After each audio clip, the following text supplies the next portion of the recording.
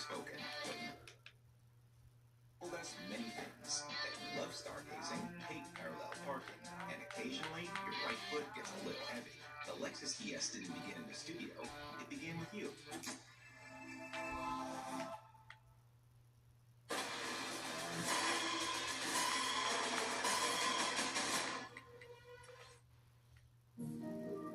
How can optimizing our operations through AI and machine learning out of it, and rightly so. It's 120-some-odd-thousand current players on Steam. It's the biggest fighting game release ever on the platform. So it seems to be doing well for them. But Sparkling Zero, doing some numbers. I'll talk more about it next week when I get some more time with it.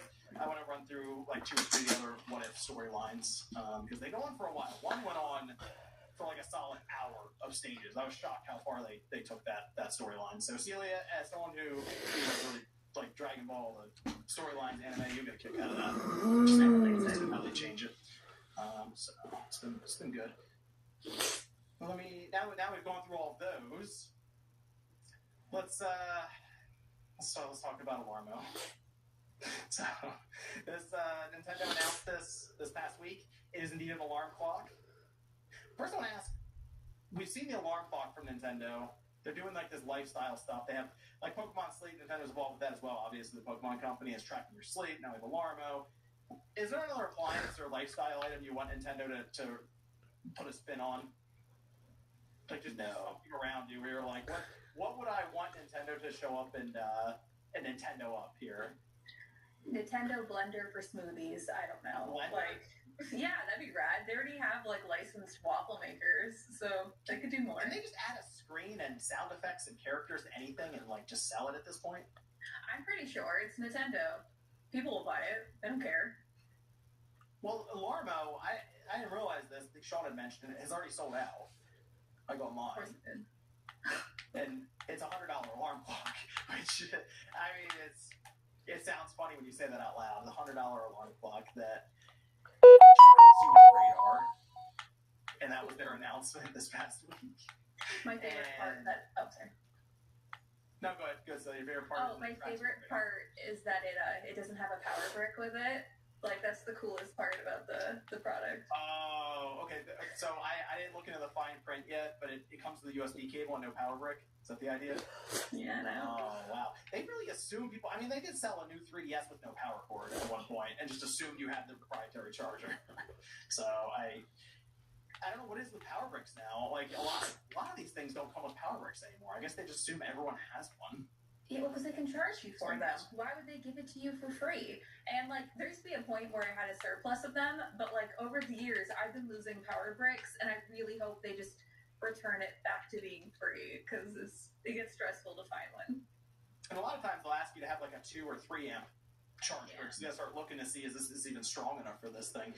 But it's, I don't know, an alarm clock? That's super random, and they even did a 4-part ask a developer about this, and they just talked about the idea of developing this thing and using radar specifically in this to develop for maybe future projects. Now thinking, okay, what else do we need Nintendo to have radar in for different products that they would do? I thought about what do you want Nintendo to do? I don't know. People are thinking like you said, blender, toasters. I don't know. It's so strange that's how strong Nintendo's brand is right now. Put an LCD on it with sound effects, characters, $100.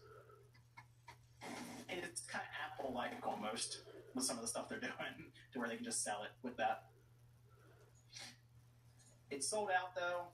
I did buy one. You're part of it. I'm gonna take it apart. Sucker. We'll do a video on it. People seem a little confused, by the way, about NSO. You don't actually need to have Nintendo Switch Online linked to it. That just seemed to be a requirement to buy the thing. But it does get updates. We got already update 2.0.0. So there you go. I'm sure the Nintendo websites are real excited about covering those firmware releases in the future. It was probably to help prevent scalpers. Yeah, they also put it up for Nintendo New York. Like, it was just in stock immediately that day. No. So, are people really scalping an alarm clock? I mean, okay, I shouldn't say that. They will scalp anything. Oh my god. I shouldn't say that without checking. All right, the Nintendo Alarmo. Because I have a feeling I'm about to type this into eBay. And it's... Okay, yeah, I was wrong. Never mind. How much is it? Guess how much do you think it is? $300. Retail $100. Here's one for $299. Let me see what the sold listing is on it. I can't believe it. People are actually like, yeah, people are buying it. 200, 190, 200, 200. John, why is yours for sale on there too? I didn't get it yet. I should put it up for sale. Apparently, I should. Well, warranty seal's about to be void on that thing, so I don't know. That's I can't believe that. That's amazing. Is it? Maybe I shouldn't say that because we've seen some craziness being flipped on eBay the past couple of years, haven't we? Yeah. No matter what it is, it's we had the PlayStation 30th anniversary that was trying to be flipped for $4,000 at one point. I shouldn't be surprised. I really shouldn't be anymore, and yet I am. Man. Let's talk about this 343 Halo stuff, Sean. I know you're a big 343 Halo guy. Oh yeah, great job. I know. They're rebranding. They were 343 Studios. Now they are Halo Studios. They have multiple projects set in the works, and they're going to Unreal Engine 5. I have to get an image of this. They showed some screenshots and video of environments, and then also they showed Chief, and I don't know, the video of Chief and how he looks is kind of weird. It was throwing me off. Why? No. You were glazing this as the second coming of Christ, sir. No. Yes, you were blazing. You are so excited. I'm not talking about. No, I don't watch your videos. I know you don't watch my video. I'm talking about your online spectacle over this game. I put like 2 tweets about it. It's going to be on. No, there was at least 3. Was there 3? I thought there was at least 2. There's at least 2. I'm interested. I am, to see what they can do with this. Now, I understand that 343 has not done a good job with Halo. I am able to admit that fully. That it has not been a good go with things for them with this since Halo 4. It's they really haven't put out a Halo game that I've seen come out, and I've been like, okay, this is obviously better than 1 through 3 or Reach or any of that, because it just hasn't been. And then Master Chief Collection was terrible when that came out. It was just broken. So they haven't done anything where I look at and go, yeah, obviously we can trust them with the next one.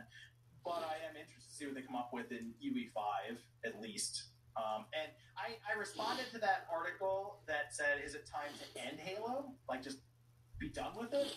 And I don't agree on that point, because I do feel like there should be, if they can get a Halo game right, I still think it's a very strong brand, despite their best efforts to kill it by, I assume, accident, but who really knows at this point, because it looks almost, I assume, like incompetence with what I've seen so far out of 343.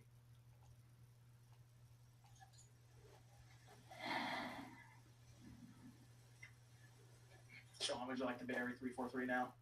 I mean, it's just a name and engine change. You were just sitting there waiting. You're like, okay. I didn't know if you were done. That was good. A name and an engine change means absolutely nothing to me.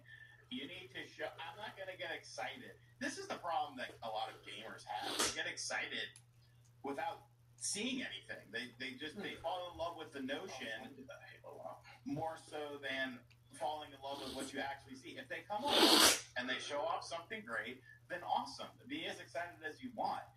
But companies need to earn your trust. You're a consumer. These companies exist to make products that you are allegedly going to want to buy. And Halo has not been in a very good place for quite a while now. So, no, I'm not running out there and being like, oh, yeah, this is awesome. Like, no, show me something of substance, and then we can talk. Allegedly is a good word to use for that. I know Sean's been playing Halo. I know you got some time in Halo Infinite. I did, and then I got bored with it. No, but I'm saying I know you actually like played Halo Infinite as well. Oh yeah. I questioned some accounts in the past with online interactions, but I know Sean's been on Halo Infinite. We used to play Halo Infinite all the time. Yeah. That was like a consistent thing back in the day. Okay, here we go. I say back in the day, it wasn't that long ago. A couple months. Yeah, well, let me see. Here's This is Master Chief right here in UE5. It's a still from the video they put out, and my issue with this is that its armor just looks. He looks like an action figure. That's the best way I can describe it. That's how it always looks. But like he looks, at least the other one, he looks a bit more reflect. Like this looks like a matte finish, perfectly done plastic suit. Is what it looks like right now.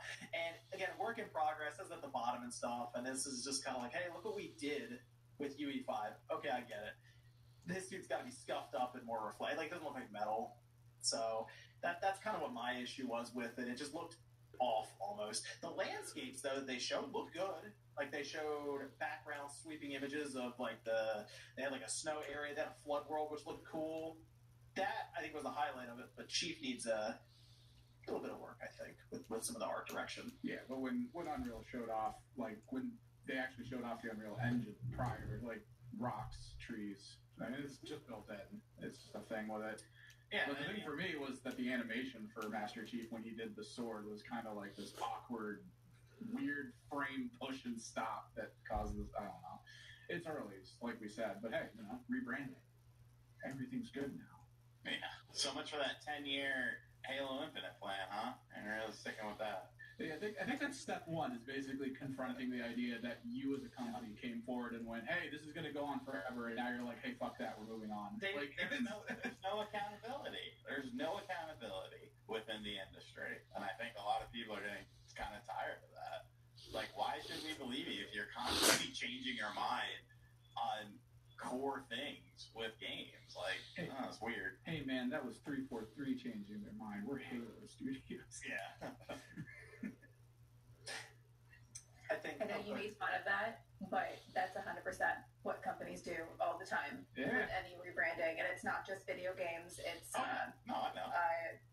Like the internet, like they'll be like, "Oh, we're Spectrum now. We're so different than like what they were before." Or they do the fun thing where if a company collapses, they necromancer the name like THQ Nordic and pretend like they're doing the same thing when it's not. They're just different people. So my thing with their rebranding of Halo Studios, they tried to explain why they rebranded it outside of just 343. Why did we name ourselves 343 after Guilty Spark? Probably wasn't a great idea, but some Xbox guys didn't even know that. Well, thank you, Sean. As I mentioned, I observed a lot of social media the past couple days with Halo, and a lot of tweets were left in the drafts. Which I think is actually a good idea for like 95% of Twitter most times. I think you're gonna say me. I was like, that ain't happening, pal. Oh no, not you. You tweet indiscriminately. You just whatever's there, you're like send. Don't even proofread nothing. Just, okay, yep, that's all. The rebrand. The reason they said is because they felt that so much had changed internally and just in general with their vision that they're like, well, we're not 343, we're Halo Studios now. Which I guess in that case they're like, we're not going to keep dancing around it. We're just making Halo games now. Like we're not even going to play around with anything else, any other ideas. I think what happened with this, though, is we saw Bonnie Rush. She left actually about 2 years ago now. It's been that long, almost 2 years ago. And we have they had 3 different people that went into like leadership positions. With the one that would be technically directing the majority of the studios, because the Halo Studios was actually seemingly multiple studios within that company now, that branch. And Pierre Hintze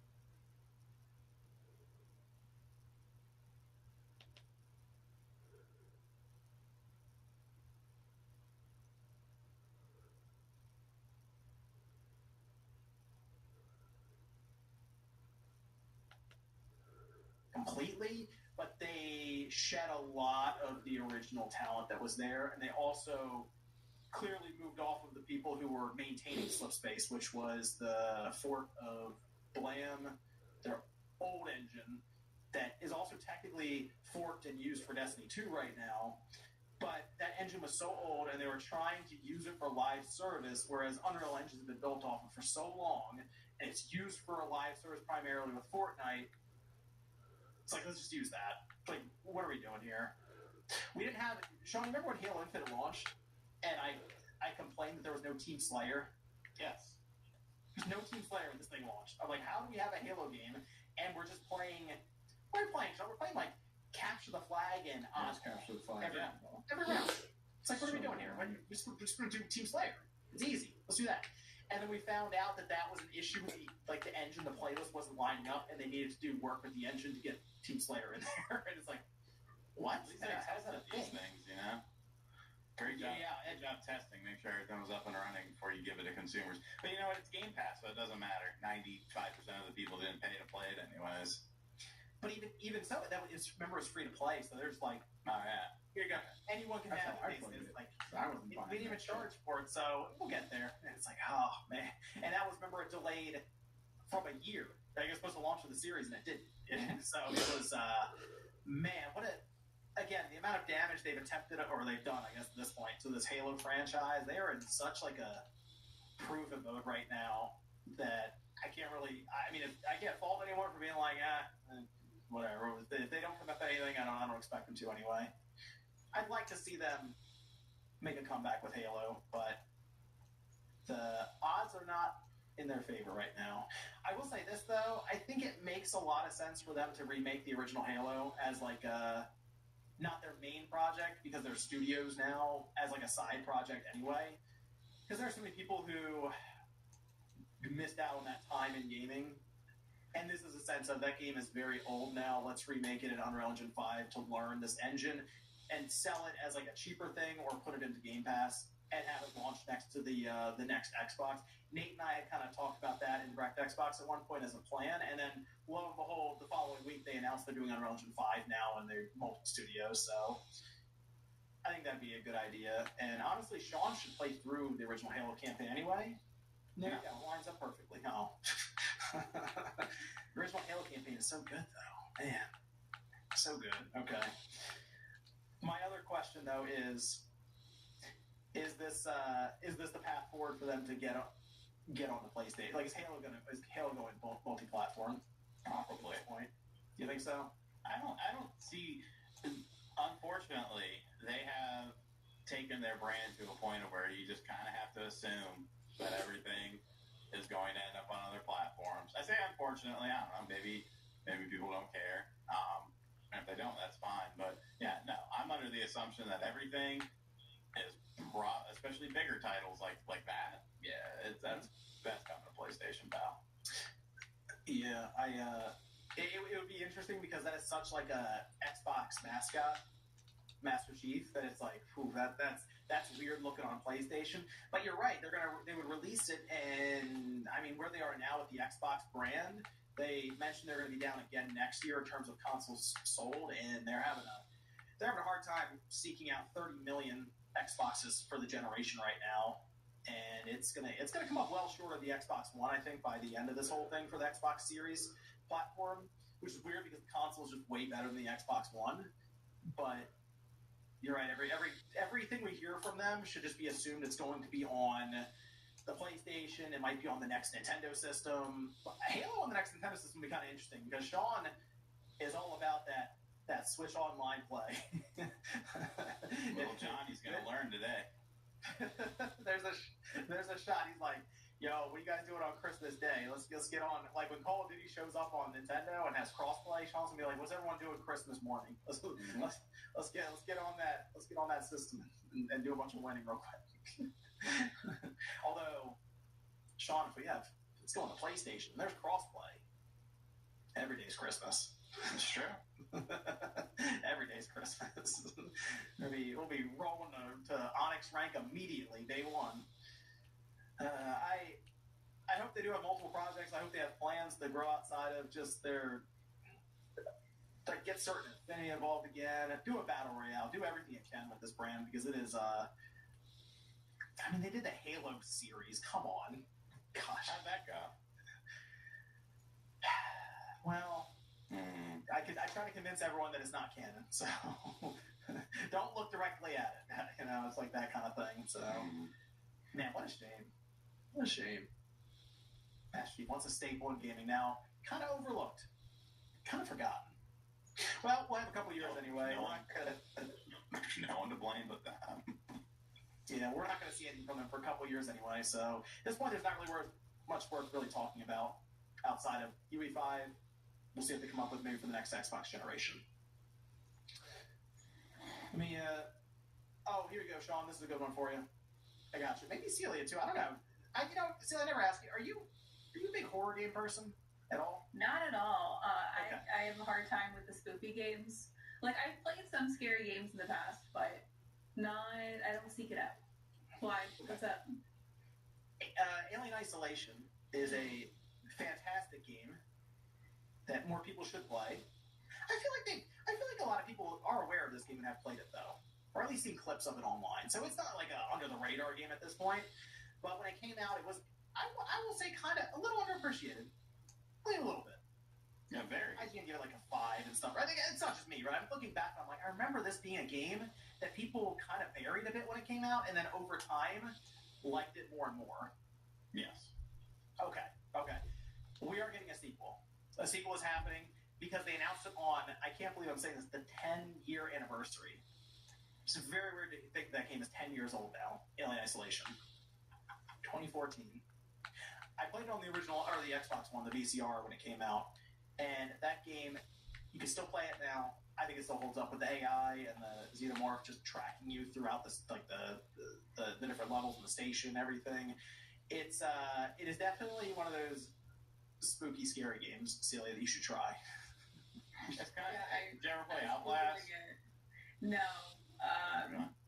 Yeah, sorry, might be. Yeah, I was looking it up right now, and I'm like, it looks stressful. I have anxiety problems, and I feel like I'll be verklempt like the whole time. You would. It's Oh my God. extremely stressful. Yeah, it looks like it. How dare you?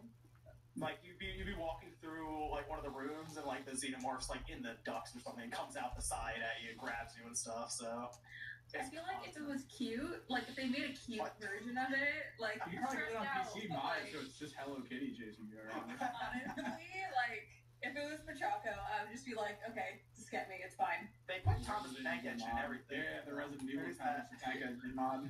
Plays the music and everything as it's coming for it. I know it plays the DMX music every time it's coming for it. Oh yeah. X gonna get it. Yeah. I mean the things they can do now, like it's like the AI for that xenomorph that's tracking you constantly was, I'd say, like definitely above average at that time. It really stood out. And I have to assume that now with the newer technology, especially if they're announcing it now, man, this thing's probably not out 2027, 2028. This might be a next gen or cross gen title at that point.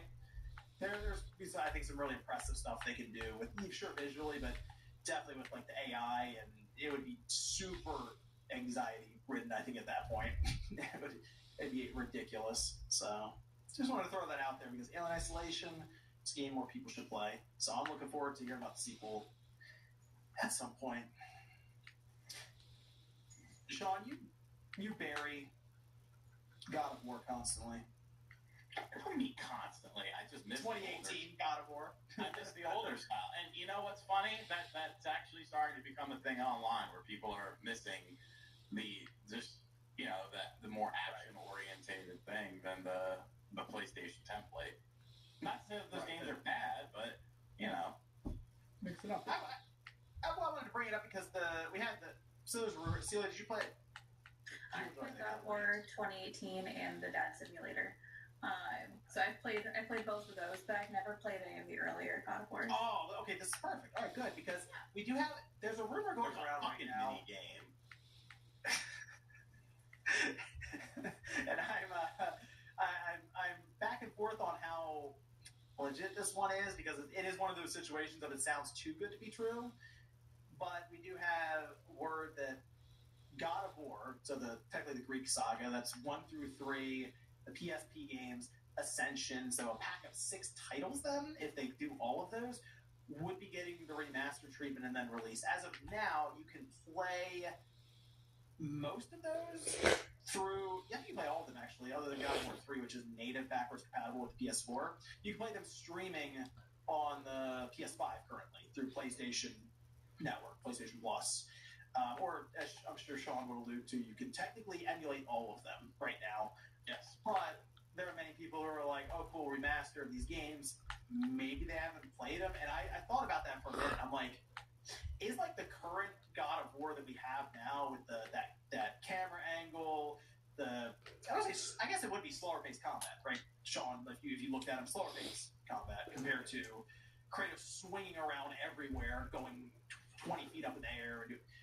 Is this newer God of War the one that the generation currently sees as like, this is the definitive experience? I didn't know any of that stuff back then, because 2007 is when I think the best God of War 2 was incredible when it came out. I mean, when did the thing come out on PS4? The 3 remaster. It was pretty quick. Like I remember that they remastered that. It was kind of like that Last of Us situation where they're like, oh, you can't play this on the PS4 technically. Let's get this thing remastered. Okay. So yeah, I mean, probably for a lot of people, you know, they don't unless they go back to the olden text. 2015, July 2015 for the PS4. So yeah, probably a lot of them don't even really know about that. I think there's still a market for it, though. I think people would enjoy seeing, you know, his rise and how he used to be. I do wonder, though, you know, going back to the fucking mini game, are you getting rid of that?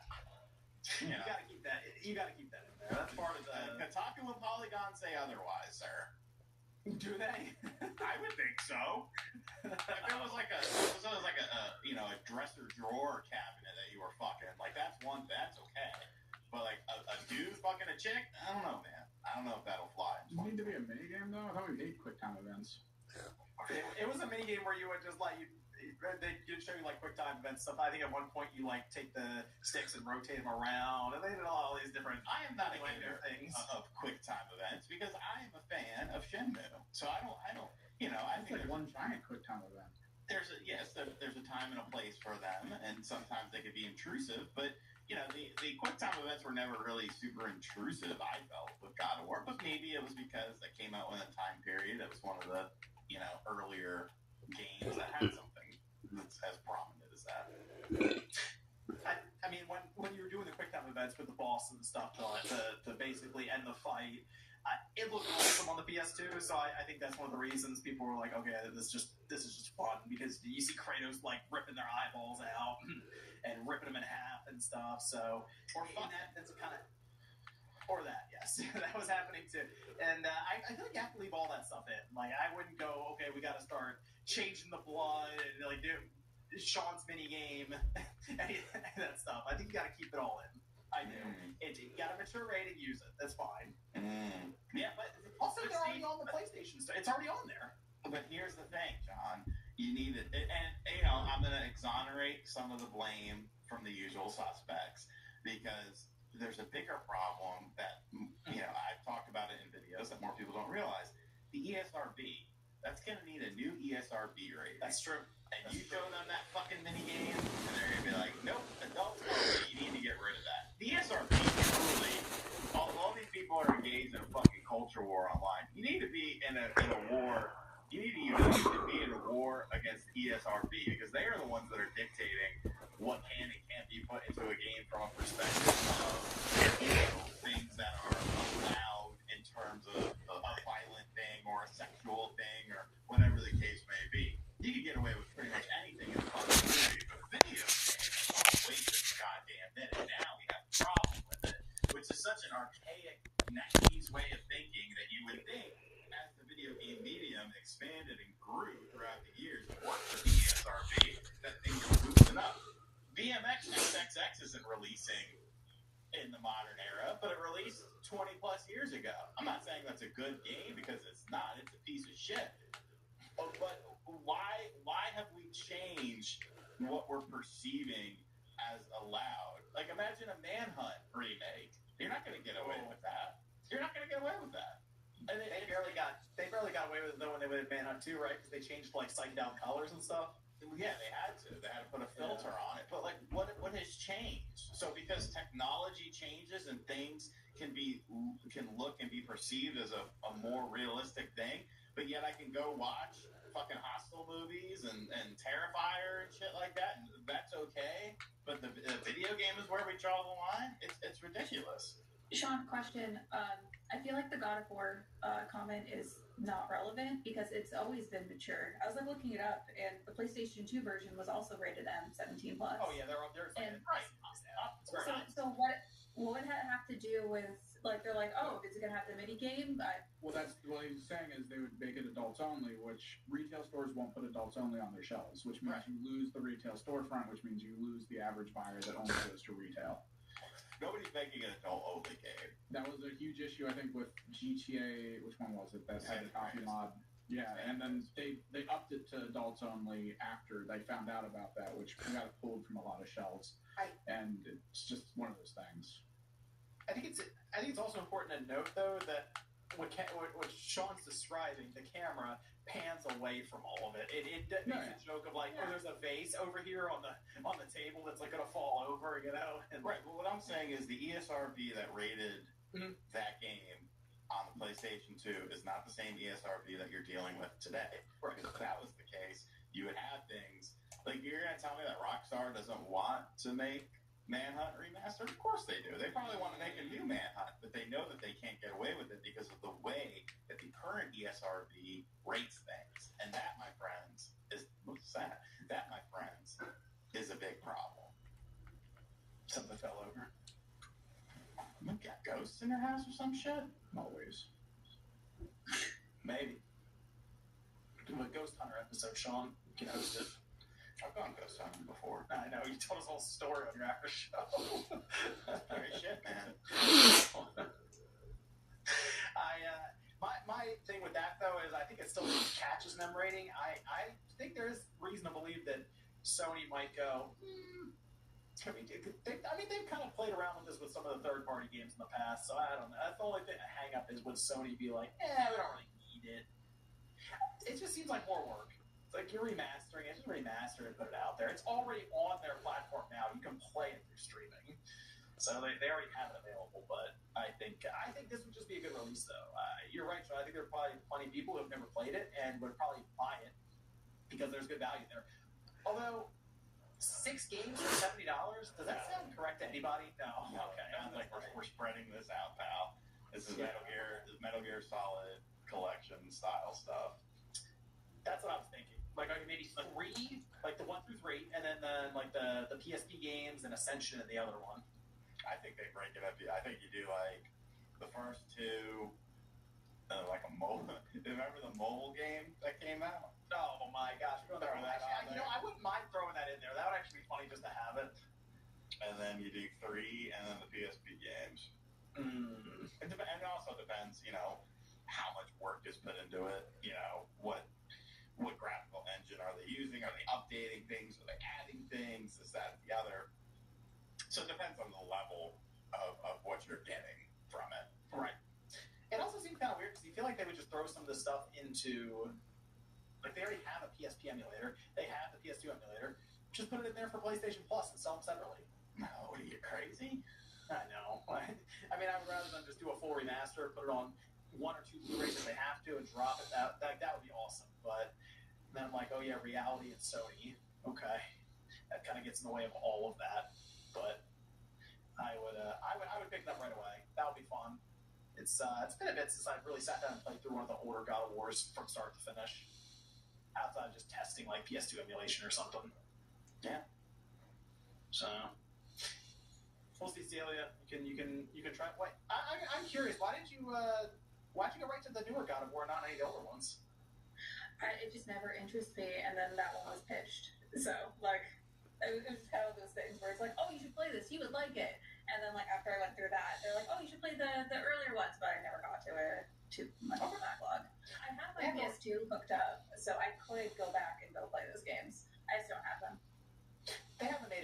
to get them anyway. So hopefully this rectifies that. You can just buy them and start playing with the PS5. We've talked a bit. This is another question that I go around and look for different questions that people are discussing, and this came up, and it came up with the console market right now. The Circana report came out, and hardware in general was like down bad from last year to this August. It's like minimum 34%. The most right now is the Switch is down 41%. And I saw a few comments mention the fact that a lot of people still in their last generation because Fortnite still works on it and others. And it got me thinking about the idea that Fortnite is kind of a game that some people just play. That's all they play. Mm-hmm. And it made me think that maybe going from this generation to the next almost hinges in terms of like getting the mass market to go over to the next generation on when Fortnite just stops supporting the PS4 and the Xbox One. Why would that? That's my question. Why would they stop supporting it? It's this weird thing right now. Unless you get to a technical aspect, which I don't foresee happening, I don't think you would. And I think you that bringing up that point also shows you that maybe market data is very skewed, and a lot of people just haven't realized it yet. It's these live service games. But you got to remember, there's only a few that are successful. For every one that's successful, there's 20 that have failed miserably, and companies are having a strong. I don't want to say strong. Not be a better word. A hard time trying to navigate the landscape. I think you need to stick to what works for you, and then just power through. Because at the end of the day, that's always going to work best for you. But yeah, I don't foresee. I mean, unless they do Fortnite too. But then once again, why would you do that? You built this game up so much. You constantly just add. You add on top. You add on top. You add on top. You have this huge dedicated fan base of people that just eat up all the skins and all that sort of stuff. I mean, I guess maybe 20 years down the road, like sure, but who the hell knows what the industry is going to look like then, anyways. Yeah, I feel like I think Jez mentioned it on Twitter. That's what came across my feed when I was going over some things, and he mentioned in relation to how generations in general have become so blurred at this point to where the PS4 is still relevant. Sean mentioned at one point, 2025 we'll still get PS4 games. Then we got a 2026 PS4 game announced, and I'm like, oh my gosh, we might still have a relevant PS4 by the time the PS6 gets announced legitimately, which is weird to think that way. But if Fortnite is still supported, or any other big live service game, I don't know what. Outside of Fortnite, we got Apex Legends. Sure, that's a good one. But any of these big live services, GTA Online. Yeah, the good thing about the thing about that is we assume a new GTA Online coming that's only going to be on PS5, Xbox Series, right? You think that's coming on day one? No, it'd be probably like the following month or two. Is that within the same calendar year? He is strong. You also are the guy who thinks that the name change is going to save Halo, so I guess it should give you a little bit of leeway. Well, I don't think that's GTA. I think you're going to get a single-player campaign, and as far as multiplayer is concerned, we will talk about that in the future. It also depends when GTA comes out. When it comes out in like August, maybe they have enough time to get it out by December. I think they want that for holiday online. I don't know, man. Move people over. They need to sell more shark cards that aren't compatible with the old one. Side note for PlayStation 4, because you had mentioned, sorry, I just jumped back in the conversation. So because you had mentioned, we probably will have PlayStation 4 support come the PS6 announcement. PlayStation kind of historically has done that with support. Weirdly, there'll be a long, Trail 4 support. The last PlayStation 2 game released in 2013, they were still manufacturing CDs for that.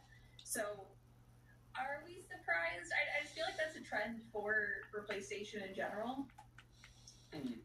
Well, I think let's say the PS6 gets, I'm trying to get one out and even be announced technically. I guess it would, 2028 is what they believed internally that the system would release, so we assume holiday 2028, which means they would announce the PS6 at the end of 27 or beginning of 28. So we would be 15 years removed from the PS4's release then at that point. Yes, 15 years. And I look at the PS2, and that would have been like When did 2000, when did- so it'd be 2015 or 2016 or so. So that's like, I mean, 2016, we were basically on the PS2, but we had like FIFA and stuff. Yeah, so it like kind of matches up. So cool. Yeah, I'm like, how long is this gen just keeps going, this last generation. It's like I nephews who still just have PS4 and they're fine with it. Oh yeah, I play Madden on it. It's like, okay, well, there you go. Because it used to be the sports games would go on forever. We'd get NBA until the wheels fell off of like the 360 and the PS3, and now it's just Fortnite works everywhere. It works fine. Why are we gonna get off of that? So 37 million in advertising based on a lie. The claim that Brown Book. the Switch generation might set records though. That might be the one that goes on forever. I think it's never gonna die. I don't know. I'd like them to come out and announce eventually that there's no support with Fortnite on the PS4. Sean, I've got a question here for you. This is specifically from the Patreon or from the mailbag that we have. Spidey Mike asked, "What are your thoughts on the McMahon documentary?" I thought it was pretty softball. You know, if you are even, I would say, a casual wrestling fan, you knew probably 90% of what was in there, and the 10% you didn't know probably wasn't all that groundbreaking.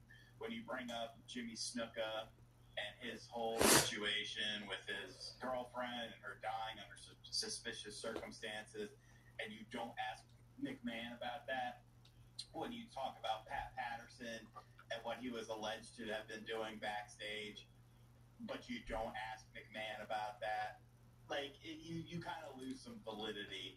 And the fact that Paul Heyman, the thing I took away from it, I took away three things. One, stop making fun of Hulk Hogan for saying that he wasn't sure how WrestleMania 3 was going to end, because Vince pretty much said, yeah, you know, Andre never told him to finish.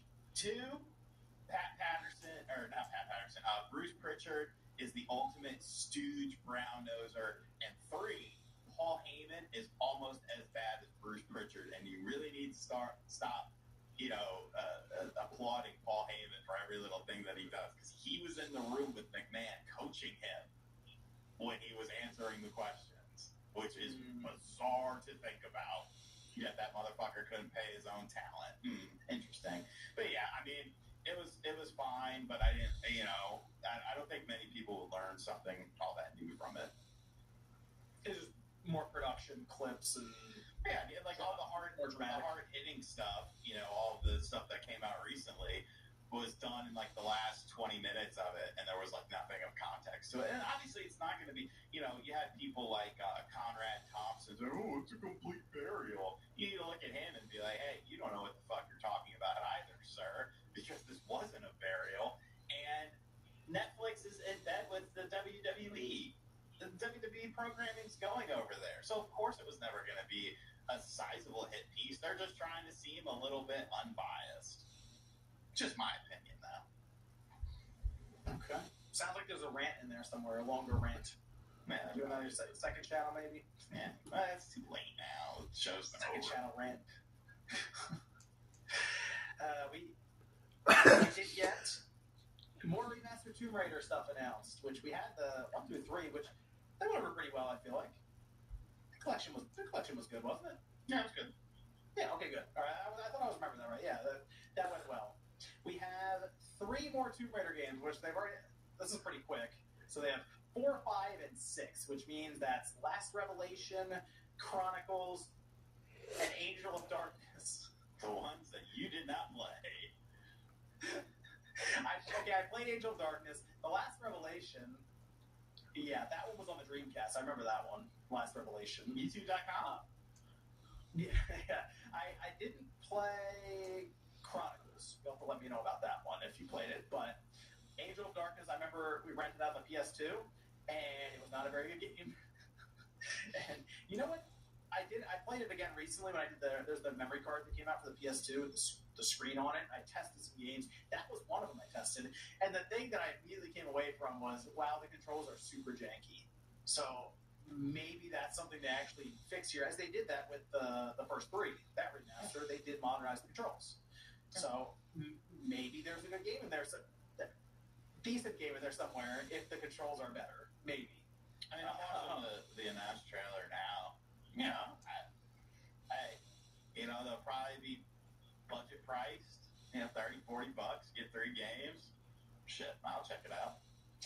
Angel of Darkness might clean up better too, because that was a PS2 game. The ones we had previous times were all like PS1 titles that they basically remastered, emulated, whatever they did. So I feel like that one might even just look better in general, coming from that kind of a source versus PS1. But I would be interested in revisiting at least Angel of Darkness. Oh, Last Revelation. I feel like, where I first experienced that one was on that Dreamcast demo disc. I was gonna say that was the Dreamcast one, right? That's when I played. I feel like that was also on PS1. I experienced it on the Dreamcast though. I remember I liked it on the demo disc, and I rented it at one point and played it there. But I don't have like fond memories of any of these Tomb Raider games.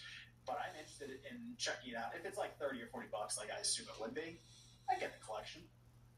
Yeah, I probably 40. The last one was 30, I think. But if you're doing a PS2 game, they might think, oh, we can get 40. If you start talking about 60, now you've talked yourself out of a sale, pal.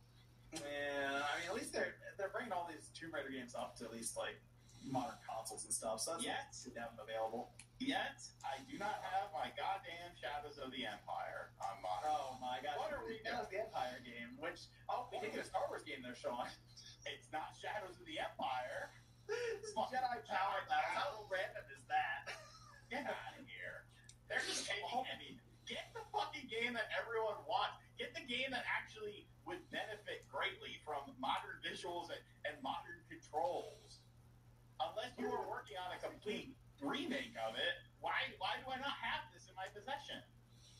I don't know why they haven't remastered that yet. It's very weird. It's the perfect game. It's the perfect candidate.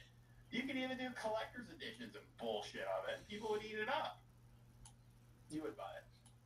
I might. I'm a fan of that game. It's a better Star Wars game than Star Wars Outlaws is. That's for damn sure. Man, Outlaws slander cannot get escaped from that. Man. Sneak King's a better stat than oh man, Sneak King. better stealth mechanics than fucking Outlaws had. Delivering the whoppers over there.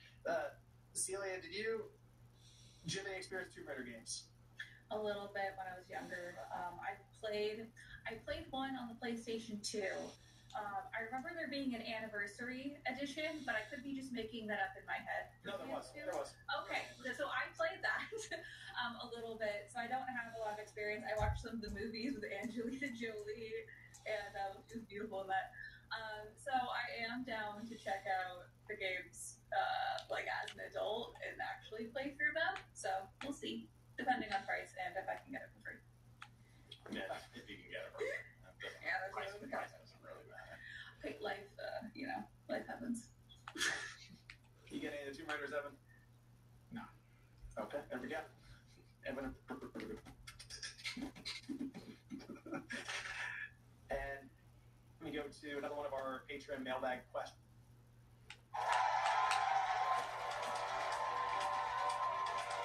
My plaque psoriasis was so bad, I couldn't get my hair done. My psoriasis was all over. Then my joints started hurting. Found out it was psoriatic arthritis. Who knew they could be connected?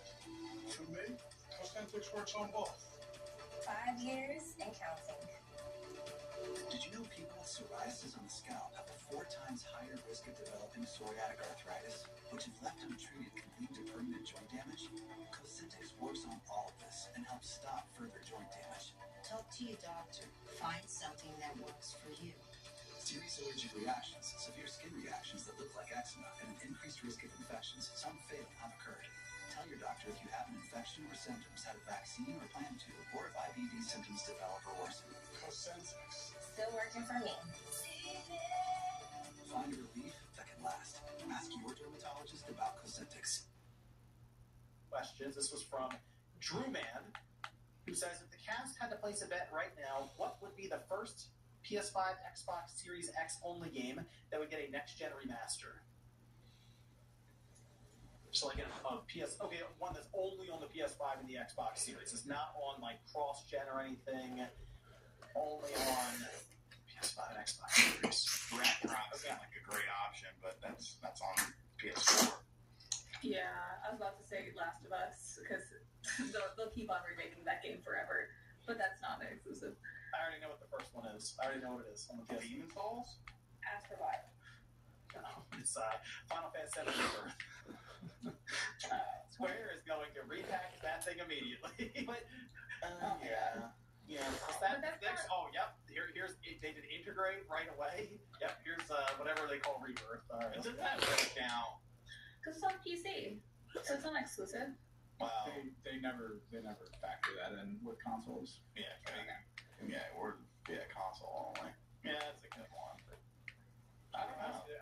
Maybe, because that's the funny thing. We're talking about remasters again for Sony because they keep. I mean, technically, Horizon, 7 years old, so we're getting the remaster now. So go to 2028, go back 7 years, and be like, okay, what came out in 2020 and 2021? There you go. Or something. Yeah. Go like Returnal. As weird as that sounds, you never know. I could get something there. No, it sounds so strange, but I could see them remastering some of this stuff.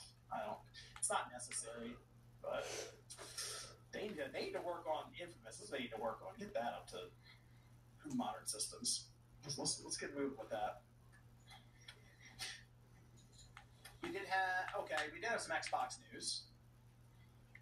This in the realm of technically streaming, but also buying on mobile devices outside of the Play Store, because there was a ruling with Google where they have to now open up Android devices in terms of the OS to where you have to allow other storefronts. So immediately, it's like almost days later or something, it didn't take long, Microsoft went, okay, yeah, the Xbox Store, you can buy games from us now. You don't have to worry about Play Store, nothing. You have our app, you buy it there, and if you buy it, apparently you can then start streaming from your phone right there. Like you just start streaming the game immediately, or you can send it to your Xbox start downloading it.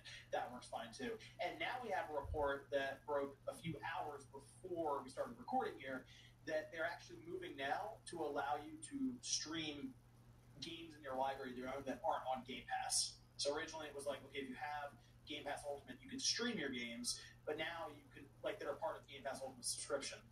But now we're going to have games just available for streaming that you own that aren't necessarily in Game Pass, is the idea.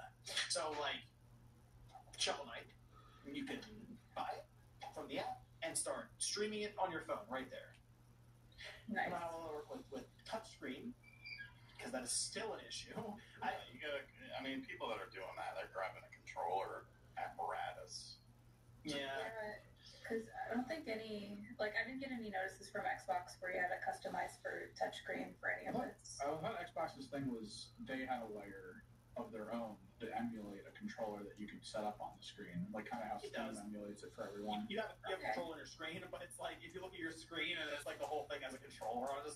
No, it's not. It's not a great experience, I would say. It's not great. It works for. I tried to do for Dragon Quest XI, and it worked fine because it's not Call of Duty or some platformer or something. But I have to imagine Shovel Knight, just any platformer like that you need the actual buttons and stuff. Not a great experience. I'll give it a go, but yeah, I don't know about that one. We'll see. Yeah, it's now Google is basically open for this kind of stuff. So Microsoft's very excited because they're desperately trying to bring all of this together as. Basically, the Xbox being optional is part of it, but also we're going to be everywhere and sell as much as we can to everyone. Here they are now with their mobile phones. So I guess the buying experience would be easier. You just go on your phone and then tell your Xbox to start downloading it after you buy it right there. And technically, you can play it immediately. But I don't know, the cloud thing is still doesn't feel like we've really had much progress on the cloud streaming side in the last couple of years. Just disappointment after. Yeah, on PlayStation side. But I mean, just like movement in general with like the general consumer, I just don't feel like there's been that much movement in terms of them getting more of the market share, or You just mean busy adopting people. it? Yeah, adoption rate. Yeah, it just doesn't feel like it's moved the needle much at all. Well, I mean, what do you see as someone in the industry? Oh, I was about to say, like, when you say not moving the needle, do you mean just domestically or internationally? I haven't really looked into a lot of cloud adoption because that's just something that we don't really focus on in our studio. But I would imagine that the cloud is primarily more useful in areas where, like, a lot of people rely more on like internet cafes to have access to online gaming, or more rural areas. That'd be interesting. But this is one thing where I'm just kind of guessing because I haven't looked into it myself. Yeah, nothing else to add for this. Sorry. I feel like there was this future that was painted for us by a lot of the publishers and bigger executives and stuff, that it would essentially get to a point where you just fire up your web browser, go on your phone or whatever, and everyone's going to stream their games, and it's going to happen quickly. And it just hasn't. Like, everyone I talked to is like, I don't really do any cloud streaming stuff. The person I know who uses the cloud streaming the most, believe it or not, at this point, at least in actual use cases, is Sean. Well, the CEOs were talking to you, Sean. Good for you. I mean, it's, if I don't want to, you got to remember game sizes are so fucking massive. If I'm not sure about a game, and I can just stream it at first, I mean, hey, why would I do that? Here's what happens, okay? Hey, Sean, this game came out. You should download it, and we can check it out. And he looks at it and goes, it's 50 gigabytes. And he's like, I'm not downloading that. I'm like, we're going to play tonight. You just hit the button and walk away. And he's like, I don't know. It's like, you don't have to stare at the screen. It'll download while you're gone. So then we get there, and he's like, I'll stream it for a bit, see if it's all right. So he's playing multiplayer with us, streaming. He did it with Halo at one point. Was it on your ROG Ally or something? It's on my Chromebook. Is it your Chromebook? It's like, But no, I mean, that's the thing. Multiplayer still do, but I mean, even single player Xbox stuff, I streamed, because this was weird.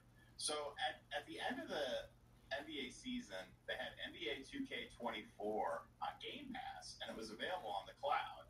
And I was streaming it onto my ROG Ally and playing it on there. And I would say 93% of the time it was fine, but there were some graphical hiccups. But then I went to stream it again on my actual Xbox because I was just going to download a updated roster. And they took away the streaming portion of it. Now I can only, it's still on Game Pass, but they removed the cloud aspect from it. And it's like, well, what the fuck is this? You had it up for a couple of weeks? Because that game's fucking massive. I'm not downloading that. You're crazy. but yeah, the file size for that game is ridiculous. Yes, that one feels very bloated. At that But point. why did you get rid of it? It was there. I played it, and now it's gone. It's the cloud. Everything just disappear or appear one day. You don't But know. now it shouldn't matter because if you buy it, you can play it anywhere. That's true. I mean, that is the idea. Is your library will be accessible to it, and they've been trying to push this for a while to where your own games can then be streamed. There's a lot of stuff attached to the cloud. That AI, those are like Microsoft's big initiatives right now. Cloud, and then AI. So one day they'll bring it all together and it'll just take over, and then we're all doomed. So yeah, I mean, they have robots now walking around. Did you see the event the other night? No. They had a dance for the people in attendance. The robots are gonna remember that. Good. I hope they Don't fucking remember that. kill everyone. this is where it starts. What? I'm ready. MVG, what did he tell us a couple weeks ago? Are you ready for World War III? Where is it, MVG? You lying British bastards. Knocking on wood. Okay. The robot. See, no one's paying attention to the robots. That's when they start taking notes, No. remembering. So many companies have bragged about robots. Like, if you go to CES, every year for the past 10 years, they've been like, oh, we're 5 minutes away from releasing Did you see the- shit did ton you of see the- robots. Did you see the Tesla event last night? That everyone was like, No. People have been memeing, and I don't have the They patience. showed the What is it? robots, and they had their robots. Like, they were talking about being able to buy one and have it in your house and it'll do stuff like a shop. Or be able to do chores and stuff. And they have sort of drinks that's sure, yep, just road sweep from Justin. We can buy a serving robot off of AliExpress. I have a Sean robot hasn't grabbed one right now. that cleans my floor. Yeah, Well, that's great. No, it's No, this is like a humanoid robot. Is what they had. And They're Tesla's walking making The them. stairs. Yes, and they have like hands, like their hands are like completely So like Tesla's making it. cups and Yeah, I've The seen. build quality will be dog shit, so there's no Yeah, that's I anything like to this. worry about. I think it's Tesla and SpaceX and all that. I don't know. I don't trust that Burst into shit. fire, start walking There's around the so neighborhood. many. Stop Like working. I live in LA area, and there's so many Cybertrucks that are just fucked up constantly. So I do not like they'll Those be are on the side of the local road. too. They're all over the place, and I've seen so many of them where like they're stuck at the Target or like a branch falls on it, and it's like I don't know. It's just They're so catching things that are fire. messed up. Yeah, and They're the pedals catching are fire in a hurricane. Wait, you want that in your house? No, thank you. John does. catch John fire. said, "Fuck my family." Oh, there's a catastrophic storm. Well, fuck, guys, we're all dead because I don't Daddy's like Cybertruck. Tesla, it caught on fire because I bought the Tesla instead. Sorry, kids. I don't It's all have a hands. Yeah, no, Sink to die us. We go down and perish in flames. It's just a Model 3. No, thank you. It's a Model 3. At least somebody. Thank you for being here, Celia, for having a little bit of common sense. It's all good. I don't know if I would be the first person to test one of these robots and have it in my house. You probably God, have we kill your family? Like Jesus. The Like door behind him opens and it just walks in right now. No, it looks like It's the just fire. way that they were showing them, because people were taking videos of them serving people at the bar. So the robots basically serve drinks at the bar for people.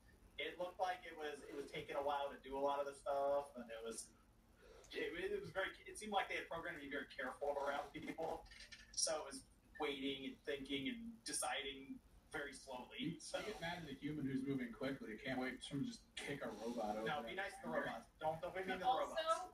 I haven't seen that video, but it's not that like that's not new technology. Because like I was at CES in 2019, and there was this robot hand that was serving everyone coffee.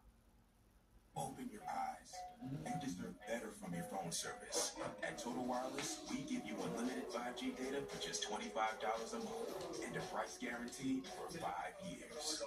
Find your local store at TotalWireless.com.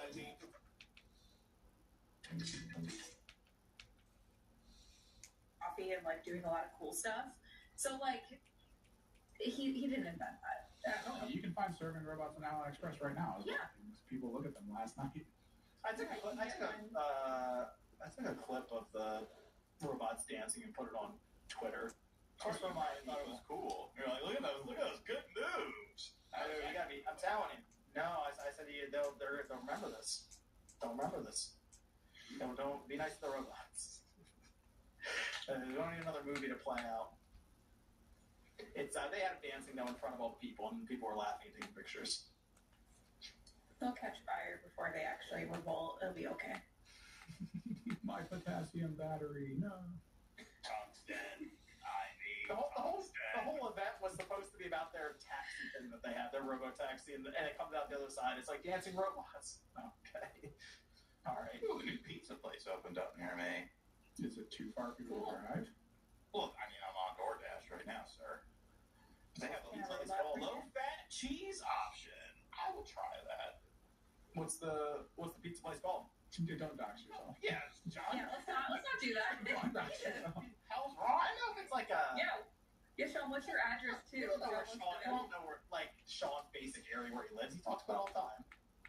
It's Still. not a Yeah, chain. but this is how you hone in on him. I thought it was a chain. No, John. I live in the Northeast. We don't do chain pizzerias. You live in fucking.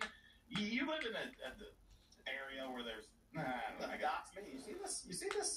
I got some Fun fucking games. Tesla. Like you just Fuck say you. all of our addresses. Show that front license plate. Hey, look at this motherfucker. Stealing the power. No, hey, you can call him. I was there. My name was on the ring. I'm going to go over to, actually, our last mailbag question is from Trip and Fall. Says, are we now far enough down the road to say that Game Pass has been a mistake? It seems that the lack of it a la carte sales on Xbox is directly related to the fact that Game Pass exists. Will Phil Spencer eventually be regarded as an individual that harmed the brand like Don Matrick? The question is Could we see the alternate universe without it? Would they still have not made any sales? Would it have been worse? I think that would have made sales.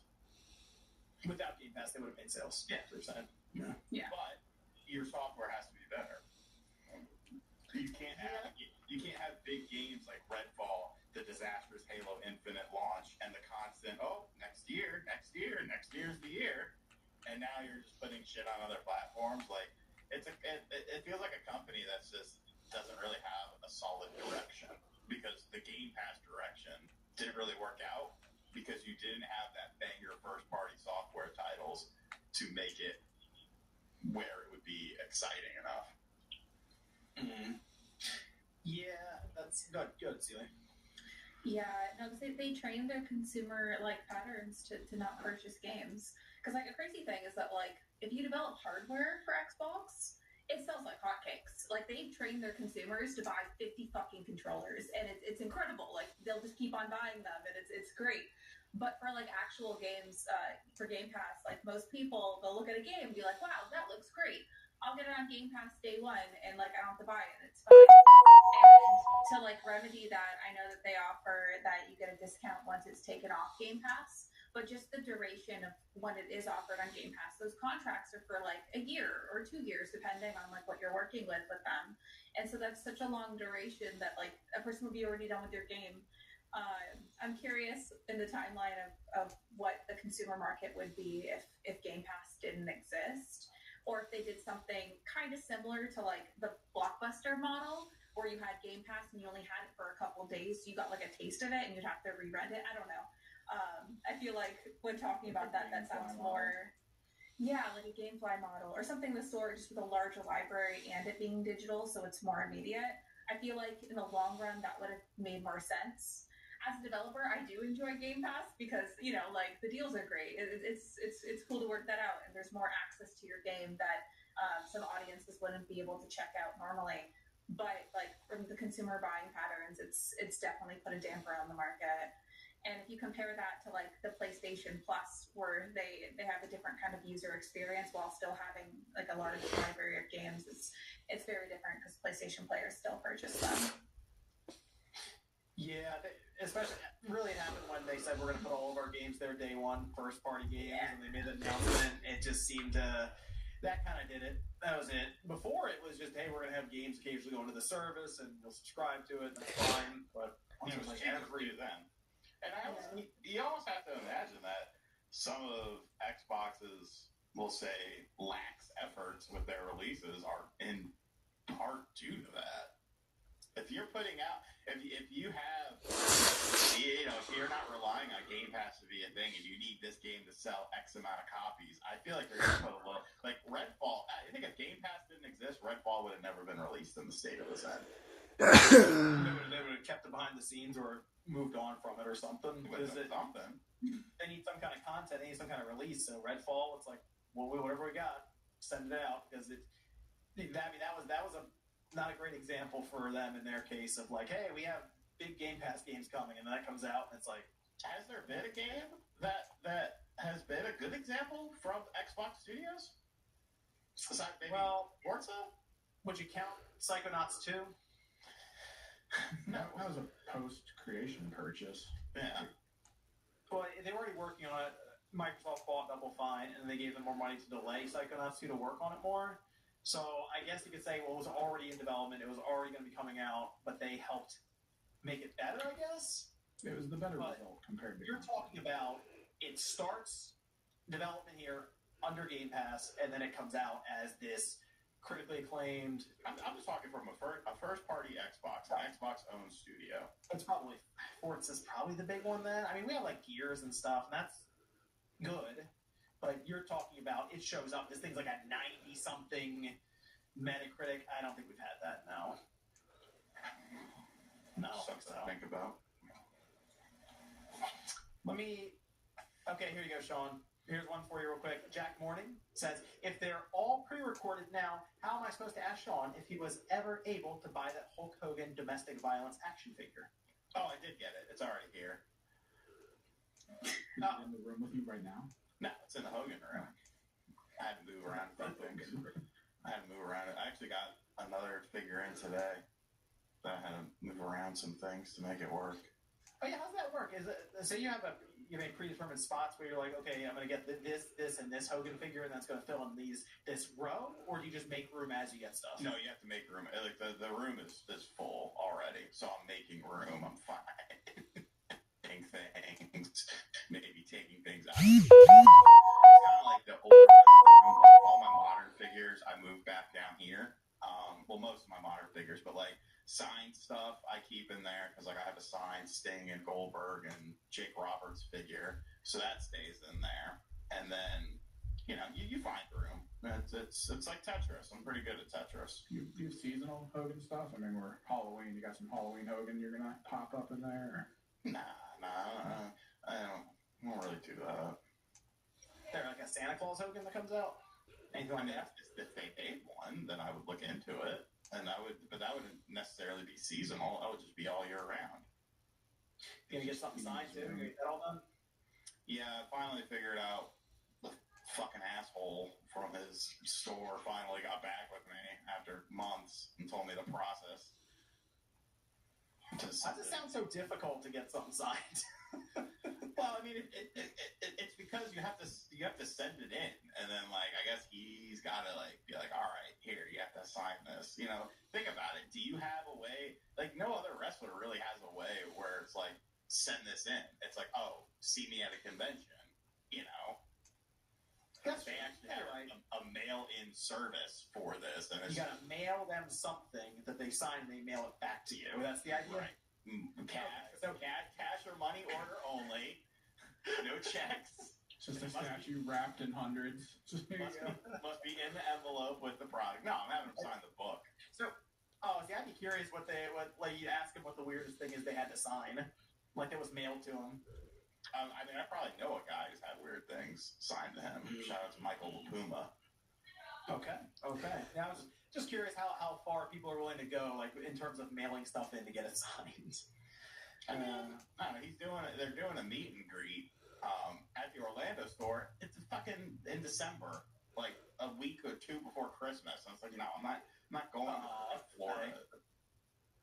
Consumer Reports has recommended the Subaru Outback, along with 7 other Subaru models. Safe, reliable, trusted, loved. Subaru. Get special rates on a new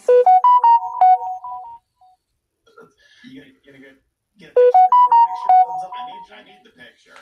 He needs to fucking bring the beer to my goddamn state. You surrounded all the states around me. Come to my state, asshole. You can't jump the border and go buy some. Yeah, you can't do that. No, he does meet and greets at these things. He goes to bars, and he went to bars in the state to the right of me, the state above me, but not my state. Why? And the beer is still not here in this state. What are we waiting for? You have a car, Sean. Can't you just drive there and then meet up and get stuff signed, make pictures and all that? I mean, I could, but I assume that he's eventually going to come to my state. It's not happening. How far was it? The closest one was like hour and a half, 2 hours. But it's an all-day thing because you have to get there super early because there's hundreds of people. Yeah, get a hotel, be there the night before, just go. That's expensive. We'll figure it out.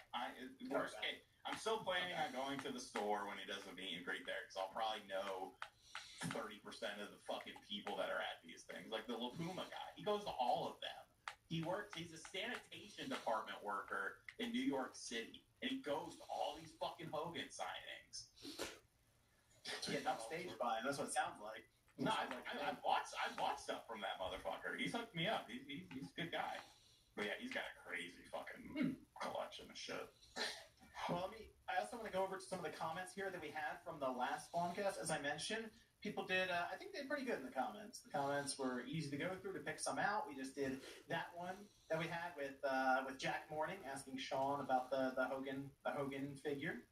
I will go to Jake Zero. I think this is like a YouTube thing where they put a dash and then I feel like they give you a random 5 digits for this. I'll just say Jake.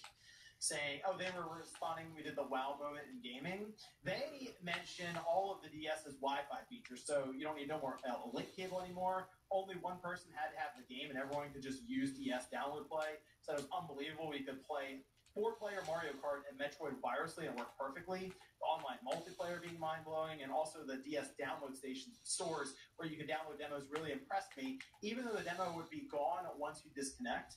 And I thought about this for a minute, and there is something to that where handhelds, when we went from like Game Boy Advance, and then we went up to the DS and the PSP, and all of a sudden they could connect to the internet and do all this other stuff. There is like a wow moment to that, and I had to think about that a little bit. Like, yeah, there is something to that, especially the PSP, where it was like this multimedia device that could do everything. But if you go back and watch that reveal of the DS, when they put Wi-Fi on screen, people in the audience lost their mind to that. That was like 2004. Yeah, I mean, because that wasn't a big thing. You gotta remember, like, cell phones weren't as they were now, and all sorts of stuff. The game distribution. Look at the consoles that were out during that time frame. This is pre Xbox 360, PS3 era. So yeah, they were definitely, that was a bit of ahead of the curve. Probably the last time they were ahead of the curve. But it kind of made the handheld feel bigger than it actually was, just because it could do all that stuff, connect to the internet. It could do wireless multiplayer. Now I think about it, because we were using those link cables. That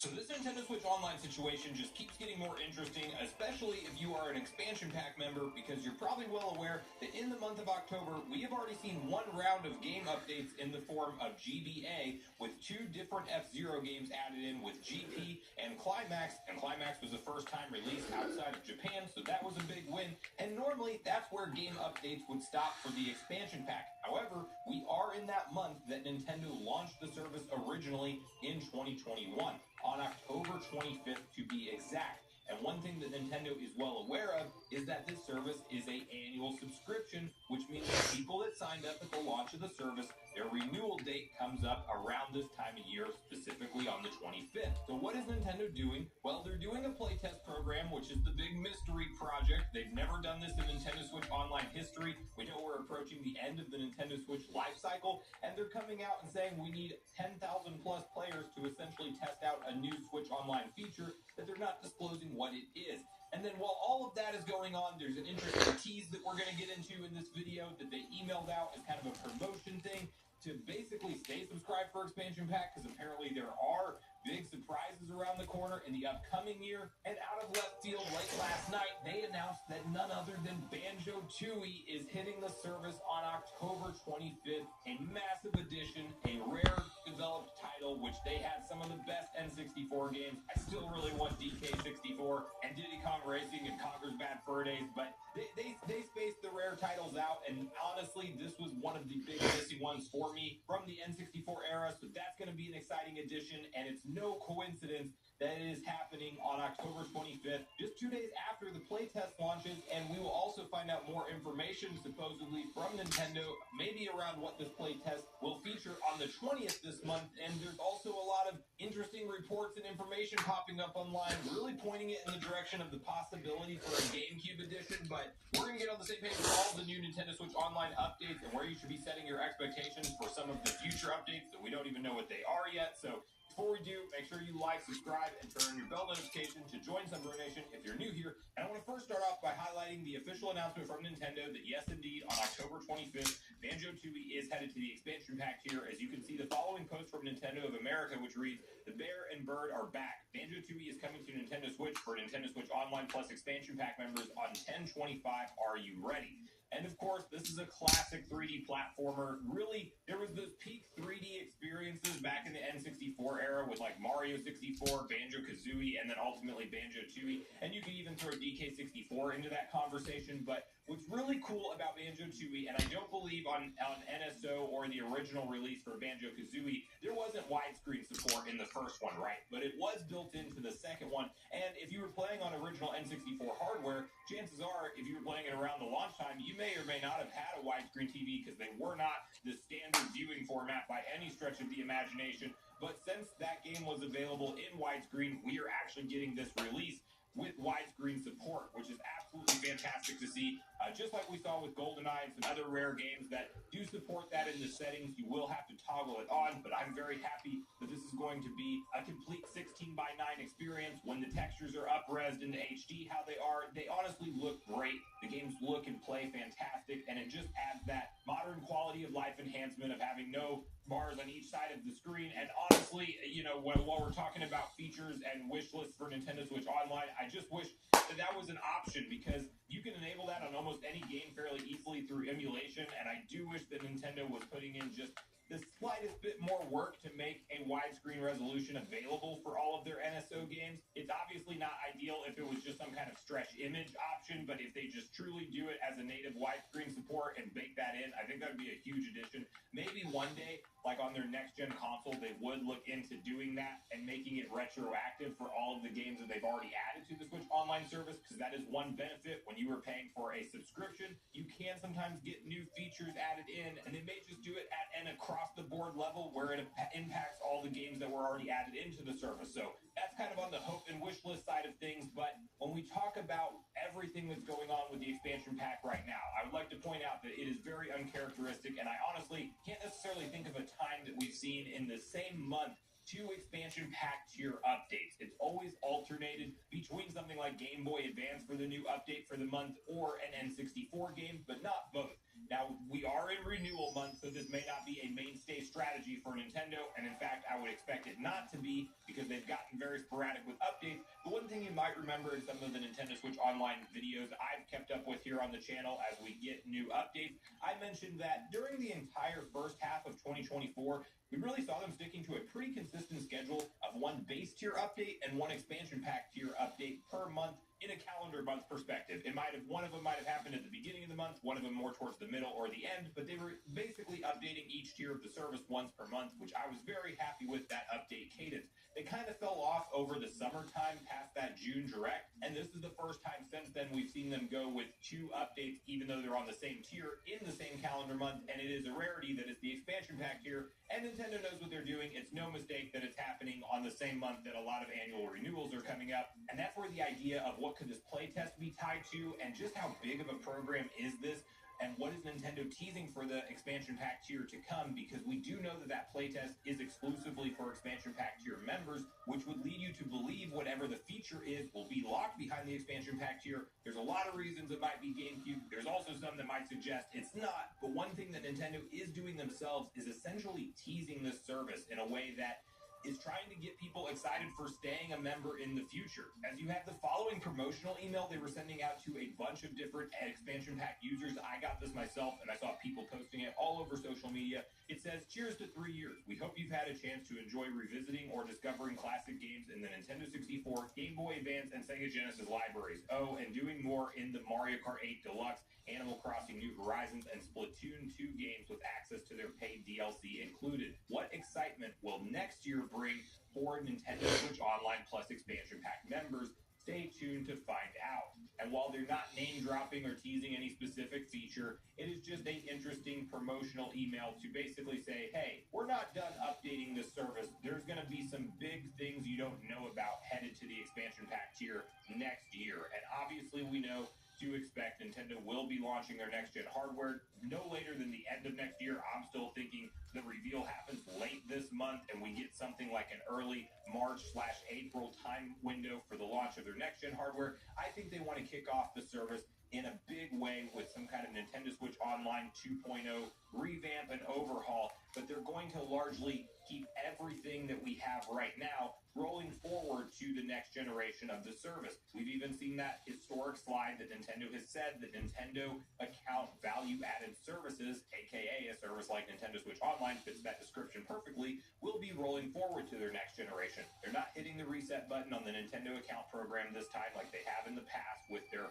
previous online logins and things like that. You had to re-register, re-sign up. All of that stuff is staying. So the service will largely just all carry over, but I think they're going to want to have 1 or 2 killer app features that are exclusive to the next-gen hardware. And that's where the playtest program really comes into play, because is this some kind of test or a big feature that will be supported for the expansion pack tier entirely on Switch 1? Are we getting something like GameCube games on Switch 1, but they will only be available via streaming, and they will next-gen hardware, I actually don't think that that's the case anymore because this file download is 2.2 gigabytes, which leads you to believe if it's not one game, it's multiple games from the GameCube library that we can test out, maybe like 2 to 4, somewhere in that range. I actually do think that if GameCube is what this playtest is, that it will just be supported on the current family of Nintendo Switch systems, but this is a playtest program, not the launch of the actual official feature, so it's very possible that we don't see this feature officially launch until something like the February Direct next year, and that's whenever said feature will be fully implemented.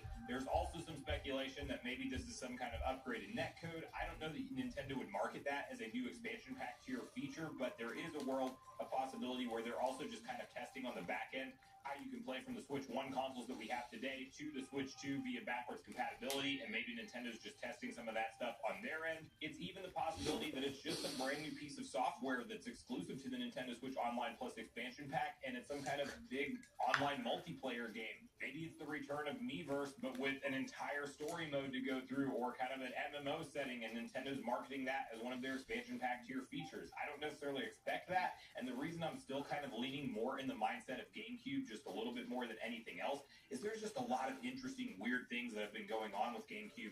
At the same time that this playtest information is popping up online, such as we know Nintendo is mass manufacturing what appears to be a GameCube controller, most likely for the NSO service. It's a wireless game controller that has components specifically tied to a GameCube controller. And while it could be Nintendo just launching a retro controller first party themselves in-house, what do we see them do every time there's a major system addition to Nintendo Switch Online? We see them actually release that home console controller as an optional purchase that you can own as a Nintendo Switch Online member. I think that that's what that would most likely be for the GameCube. We also had that 19.0.0 update go live, and interestingly, a bunch of people started to report issues with their wired Nintendo GameCube controllers via the adapter for Smash Bros. And things. Like, they just weren't working correctly after that update. Now, maybe that's just a one-off, not related thing, but it is interesting timing that specifically GameCube controllers are the only ones having issues after a brand new update where the entire system component was rebuilt for that 19.0.0 system firmware upgrade. So the good thing is with all of this, there's a lot of exciting stuff to look forward to for Nintendo Switch Online. We're supposed to hear more about the playtest on the 20th, and that will, of course, launch on the 23rd. So there's going to be a lot more stuff to come, but Banjo-Tooie is officially headed to the service as of the 25th. I want to hear from you guys at this point in the video what you hope we see Nintendo do with the future of the service and what you personally believe the playtest program is, as well as if you're excited for Banjo-Tooie like I am, but do you want to see them essentially go in the direction of something like a more fleshed out online overall experience, like where you can be in a party with your different friends and kind of have a group of players all together? You can send messages and voice chat and invite them straight into games from any part of the menu on the Nintendo Switch. Do you think they would implement something like that drastic, this late into the Switch's life cycle? Or do you think this is likely something like GameCube games or a one-off piece of software that will just be exclusive to the expansion pack tier and Nintendo needs to test it out ahead of time? And if you are somebody who has your expansion pack tier coming up for expiration on the 25th, has these couple last updates like the F-Zero update for the Game Boy Advance and now the announcement that Banjo-Tooie is hitting the service on the 25th, is that convincing you to stay, or do you need to see more from Nintendo to not let that subscription to the expansion pack expire if that is your situation? So make sure you share all your thoughts and feelings in the comments down below before you leave, regardless if we agree or disagree. Also, make sure you like, subscribe, turn on your notification bell. And with that, I've been Sunbro, you've been Nation. Thanks so much for watching.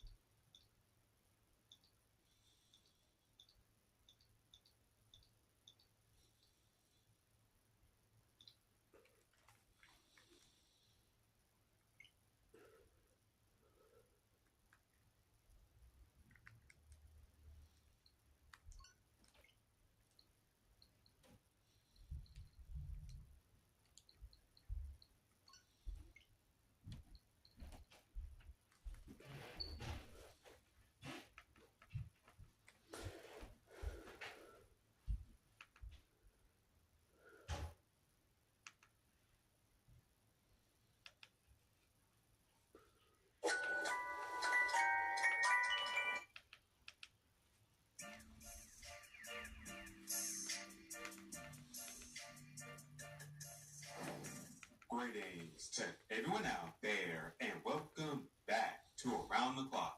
All right, everybody. Well, it turns out that Nintendo was really upset.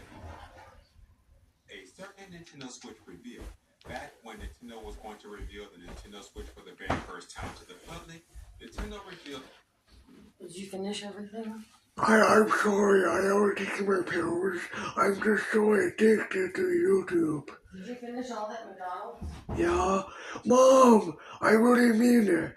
It's like, you know what dopamine is in the brain? Yeah. I'm so addicted to YouTube. I'm sorry. I don't know what it is. Maybe the reason why I'm excited is because, like, Grandma bought it for me? I don't know. I mean, that's the only thing I can think of because why else would I be excited? Give me another reason, huh? Okay, but did you eat every single thing or did you waste it? I ate all of it. It was good. Okay, but just sometimes it's stupid. I can't even. My jaw is so locked up. I can't, like, bite down sometimes. Okay. And it's hard for me to eat. Does that whole meal cost $15? Well, I ate all of it, though. But it's stupid. I can hardly eat sometimes. I know. I'm just glad you're able to eat. But I want you to put this in perspective. $15, that one meal, that is 1 hour of me working. It is? Yeah. Well, I really want to get a job again, but I don't know. It's because my jaw muscle. I know. And the reason I'm telling you that is to show you why I can't do it all the time. Okay. Okay? And don't forget, fix me scrambled eggs for later. Does the stove even work? It looks old. It is old, but I can make stuff, so. I want them later. I'm not hungry now. I know. But give me another reason. The only reason I can think why I'm so excited is because Grandma hooked it up. You do know what dopamine is, right? Yes, I do. I can't think of any other reason. The only reason I can think of, I have to thank Grandma because she's so sweet. Mom, yeah, she's so sweet.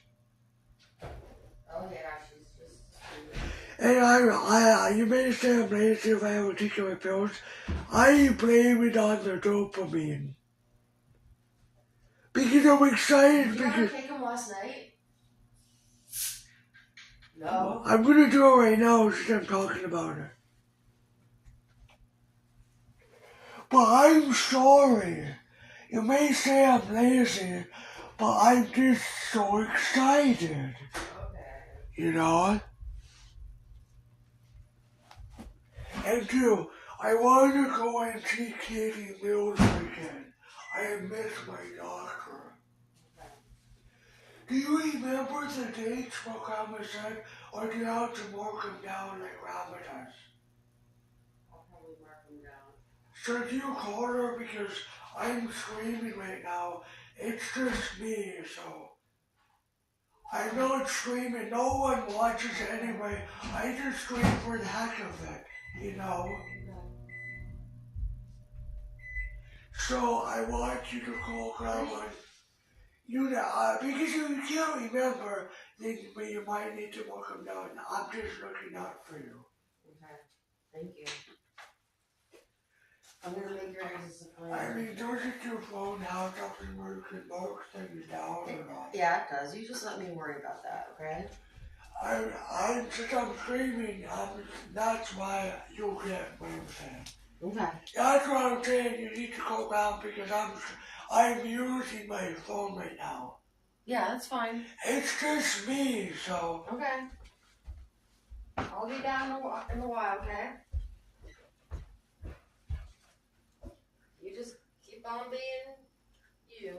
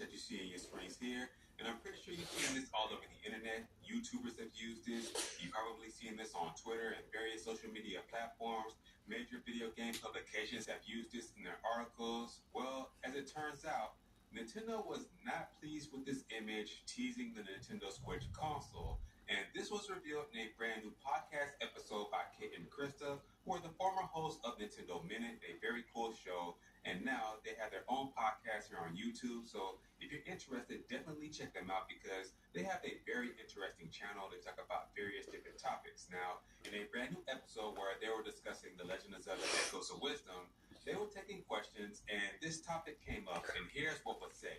Aussie Pace has the next question. With the Switch 2 reveal possibly coming soon, I have a question about the original Switch reveal. The announcement for the reveal was a tweet with a somewhat strange photo of a Mario mascot hiding behind a curtain and sticking his head out. My question is, where the heck did that photo come from? It was hilarious and memorable, but I'm wondering how someone came up with that idea, and was it a random PR photo they found in a database or a new one specifically for that tweet? I think they took a new photo. They did. This was very controversial. Please share. Yeah, the person that had this idea was the former head of social, not you. This person, commissioned a photo shoot for the Mario costume character in the office to go behind, like they basically staged the photo of the Mario costume character going behind the curtain, doing the thing. And it caused some concern actually because, of course, Nintendo doesn't want to not manage people's expectations. And this was too much in the zone of speculation. What could it be? Too much of a tease for something as big as a console reveal. So it didn't go over too well. And then of course it got memed to oblivion. And people were kind of upset about it, honestly. Well, here's the thing. With these big beats and moments like this, you always need more assets than you think you do. Yeah. And in this case, there was clearly no asset to pair with this news, and nobody wants to put out a tweet that has no image with it. So it's like, well, what can we do? Yeah. So, there's always some spreadsheet. It's like, well, okay, here's every single asset we need, every single sizing, every single use. Yeah, it's really hard. And I think in that case, they must have just missed out. Because why else otherwise would they be taking a last-second picture of Mario in the shower? You know? Even Mario. Please, give me the asset to use. Please, tell me. What do you have it? Please give it to me. If not, I'm going to do this. They didn't have it. They'll be ready next time. People were upset. They'll be ready. Because they didn't use an official thing. And they took what should they have used? I'm not saying that they did anything wrong. Racetrack logo. Boring. Yeah, boring. See? Nobody So boring. Again, they will be on top of this time. That's true. Yes. Won't happen It again. won't happen.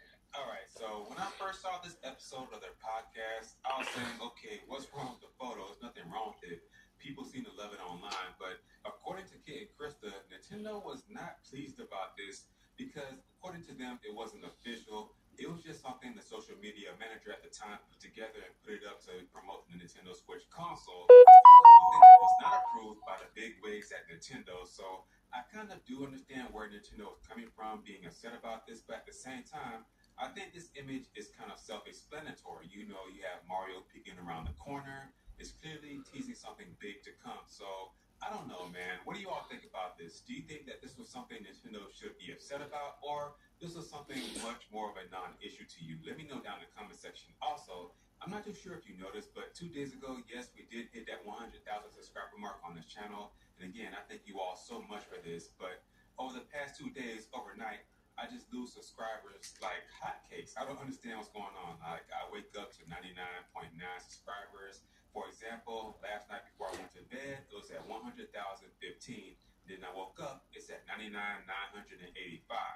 How do I lose that many subscribers overnight? That makes no sense to me, but hey man, it's just something to point out. I'm not sure what YouTube is doing, but it is what it is. So with that being said, guys, that's going to do it for this video. Please make sure to like this video, share this video. And for all of you watching this video right now that are not already subscribed, make sure to hit that subscribe button as well as the notification bell so that you don't miss out on daily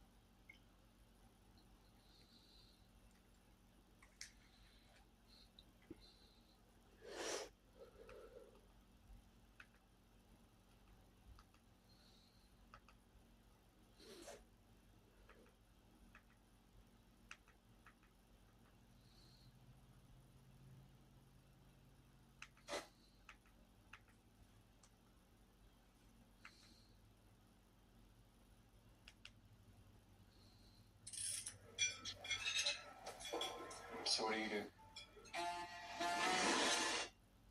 Well, there's some new news about Legends EA that seems a little bit concerning to me. I'm just gonna hop right into it. So basically, Riddler Q on Twitter, you guys already know about him, you've heard about him, I'm sure. He says, well, Akaku art style looks similar to Titan. Akaku is referring to Legends EA, that's the code name for Legends.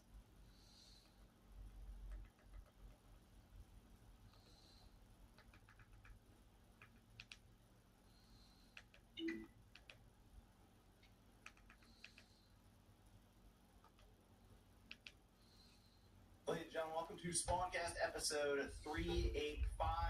First journey for the pre-record episodes, but I think we have a good one here. We also may have one or two people joining in as we're going along. We'll kind of work them in as we go. But do have actually someone who is returning, hasn't been here in a little while, but is here with us for the recording, and it's great to have him. That is MVG, Modern Vintage Gamer. Well, it's great to be here, and also want to say that I got this book just the other day as well. So I've been reading it, and Sean, I got to say, very, very good quality work you've done. Much better than the 32X book, so It's like glossy on the front. Yeah, we a different cover art is all I'm saying. No, I just changed it a little. I wanted the green after the fact because No, I know, I saw it. It looks good. All up there, nice and shiny. That's the limited edition misprint? yeah, it's got page 29 misprint in there. Yeah, I'm gonna get that graded after this show. Actually, has been rectified if you purchase it on Amazon or Kindle. Should send it through Iwata just to like complete the cycle. Did you say Iwata or what? Iwata. Iwata. I'm so tired. Let me also go over here. We have Celia joining us today as well. Hi guys, thanks for having me again. Good to have Celia there. You got like a little shovel knife poking out from right behind you. But Oh yeah, that one's from U2's. there it is. Good to have Celia here with us. Of course, we have Sean RGT. Despite preseason in the NBA, he is showing up with that commitment. I didn't realize that they're in Abu Dhabi. So the first game today was actually at noon, and then the next game isn't until 10. So we have nice little window there. Okay. That's for the Knicks specifically. no. Knicks don't play until Sunday. I need basketball, dude. I've been dying. Like baseball is all right, but I don't really watch it all that much. Shout outs to the Mets. That was some good shit. But Good ending there. Yeah, very surprising. But yeah, I need like football's fine, but basketball, I need it. Basketball. The nice thing about that is when you have football and basketball going at the same time, you have basketball kind of filling in the week for then football to happen on the weekends. So Yeah. it all works really well there. And then we also have Evan. Evan's with us as well. Nope. How'd your video turn out? Did you get that all wrapped up? The Warhammer one, the rules? No. It's the B-roll's in. The B-roll's in. They're dropping rolls technically for the recording today, but tomorrow for us.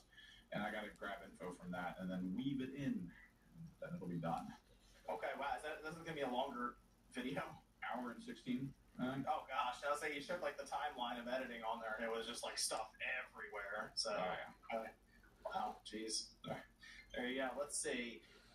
Today I have quite a few topics actually down, and then I did a few things here because I still want to have some interaction with the viewers and stuff, even though it's pre-recorded. So I have a few things I did. One, I put out over on the Spawncast Network, over on the Patreon. You can check that out, the link below. What I'm going to do is every week I'm going to post up a spot there where people can have write-ins. It's kind of like a mailbag, and I'll go through and pick some of them, and we'll feature them right here on the show. So make sure you check that out. Again, I think a few days before I'll post that up, and we'll pick up maybe like 5 or 6 of them as we get more coming in. And then I wanted to also go back to the previous episode that we have. Hold on. Does anyone hear his mic clipping? Yeah. So my mic's clipping right now? It gets scratchy and poppy occasionally. Okay. When you touched it, there was good scratches. There was good scratches? Yeah. The good kind of scratches. Well, no, Is it better now? It seems alright. Yeah, it just kind of takes you a minute to. It doesn't happen like instantaneously. It's kind of 15 seconds. Just talk. I'll check. Okay. Well, I wanted to go back to the previous episode and grab comments from the comments. Are you still doing it? Yeah. Okay. Hold on. explain the comment of the day, but in the sense of the podcast here. Wait, what the hell? Like how we do on the Newswave. Yeah, we just go into the comments of the video, and we will pick out probably one, maybe more, we don't know, to basically read out to you guys, go over, just chat about. Should be good. So definitely comment below for this video, at least. And will we do Twitter stuff? Is it better? For now. Okay. Anyway, yeah, that's the Evan explained it pretty well there. I picked out it's still just go with it. Fuck it. Go with it. Fuck it. I picked out a couple of them. I'll actually cut the power for the focus right out here. Just cut the power. Hold on. But the idea essentially is I will go through. I'll get comments. So. You guys can make it easier on me who are listening by having good comments, thoughtful comments, interesting comments, because I had to wade through a lot of Jason Schreier. A couple of them. No, I think the audience liked them, man. They seem to a lot of kids that needed help. But hey, membership might also give you a little more weight to our decisions as well. Yeah, there you go. That's true as well. Okay, but the biggest thing is it makes it easier for me to pull your comment and put it on screen when it actually can lead to different conversations and stuff. So a bit of a challenge for the people watching this later on and want to comment. Think about what you're going to drop down there, and we can feature it here because I can also put it up on screen and we can grab names and everything. So I just wanted to add to it that way. And then I also asked Twitter what they want us to talk about. I figured I'd pull one of the questions or topics from there, which is unfortunate right now because the person who I would want to host that, the one I picked is actually not here, but I think we could still actually go over it a bit. So let me see. I did.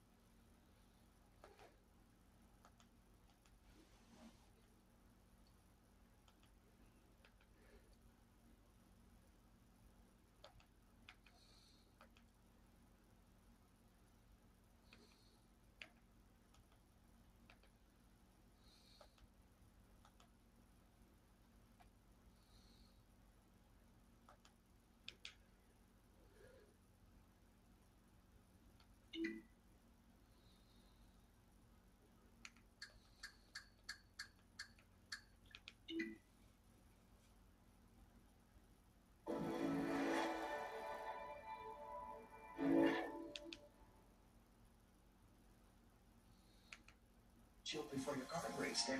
Look at these prices. The camshaft, transmission, engine. Don't people know? A plan through CarShield could protect up to 5,000 parts in the system. You hate to see it. An out-of-warranty car is going to break down eventually. Right, which is why they need a plan through CarShield. Best of all, you'll get access to CarShield's concierge service, who can even help you find a mechanic near you. They're notifying the family. Poor guy. He doesn't even know what's coming. Another victim of senselessly expensive repair bills. Can't save them all. But we can keep trying. Didn't have to end this right. If he'd have just called CarShield before his car broke down. Exactly. CarShield has an A rating with the Better Business Bureau and was voted America's most trusted auto protection company. It's time to call CarShield now. Call 800-557-4741. Tonight, CBS Fridays are back.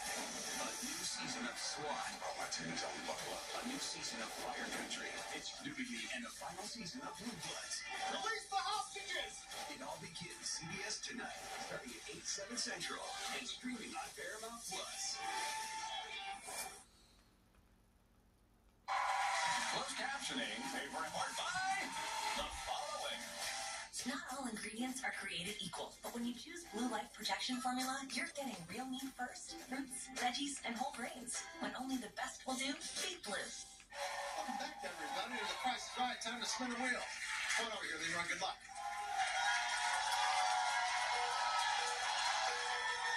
Who do you want to say hi to? I'd like to say hi to my grandson, Ezra, my granddaughters, Eva and Valerie, my wife, Eliza, my sister-in-law, La Princesa, my daughter. Y'all gon' make me lose my mind. Up in here, y'all gon' make me go all out.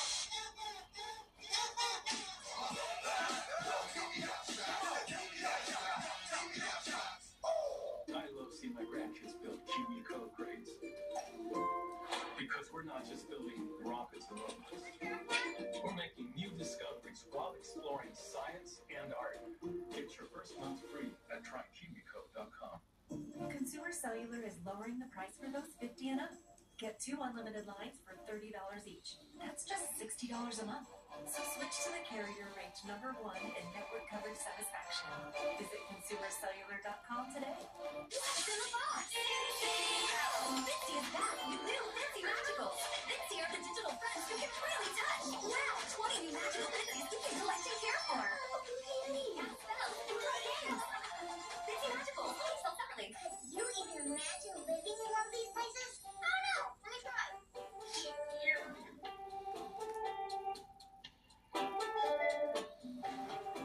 No, can't do it. Buckets! I'm open! Wait, not too fast!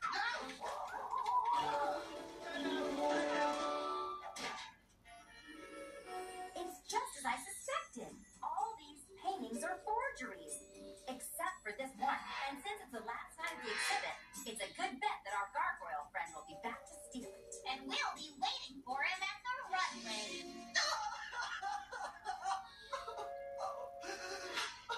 My fashion show is ruined! Ruined? What do you mean? Where did everyone go? Everyone quit because they were too scared of that horrible gargoyle. No models, no show. It's over. My brilliant spring collection will never see the light of day. Never. Mr. Blanc, I'm so sorry. Your clothes are really beautiful. Wait a second. I think there just might be a way to save Kasha's show and catch that evil gargoyle. Uh-oh, I know that look. You guys are gonna be the models.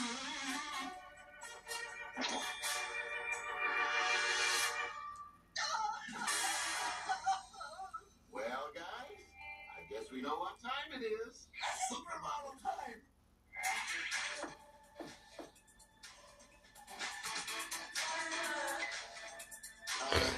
Yeah.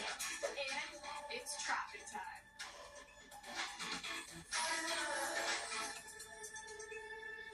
Thank you all for being here today. So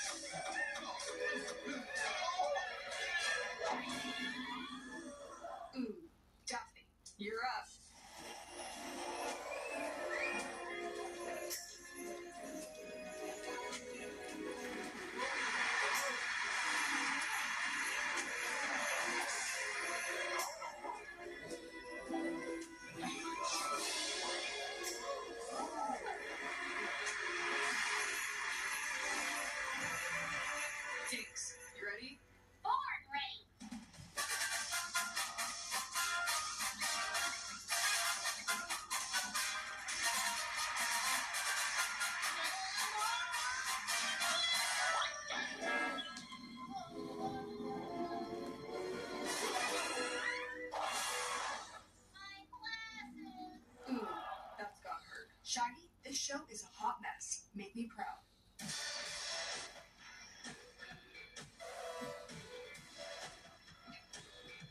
Right, Zoinks! Look at me! I'm a teapot! Right, careful, ladies! I'm one hot rock! Sorry,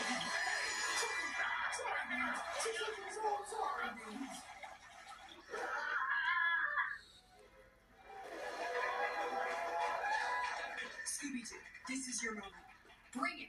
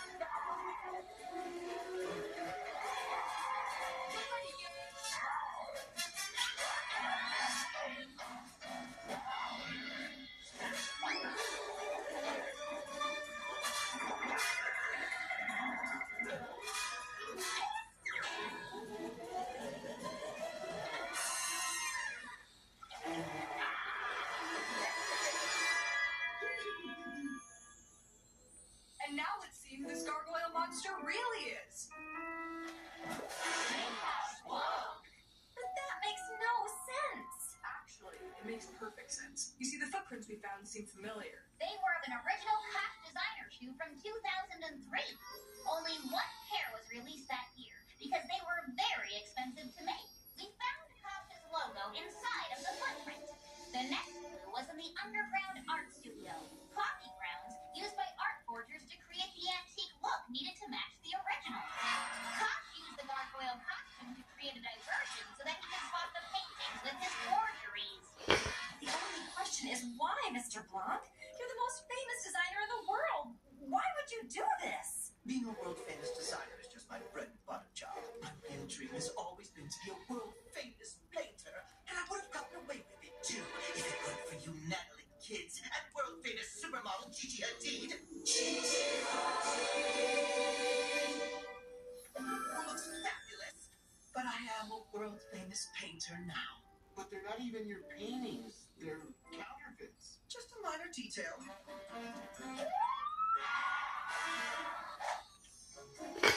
Big Pete, where have you been? Why do you keep disappearing? Sorry, Gigi, it's not my fault. These croissants, they sell them around the corner. Oh, they sell them. You gotta try one. Thanks, Big Pete. You're the best. Whoa, Scooby, look at this. You're blowing up on social media. You're the world's new #1 next big modeling sensation. And you know what I say?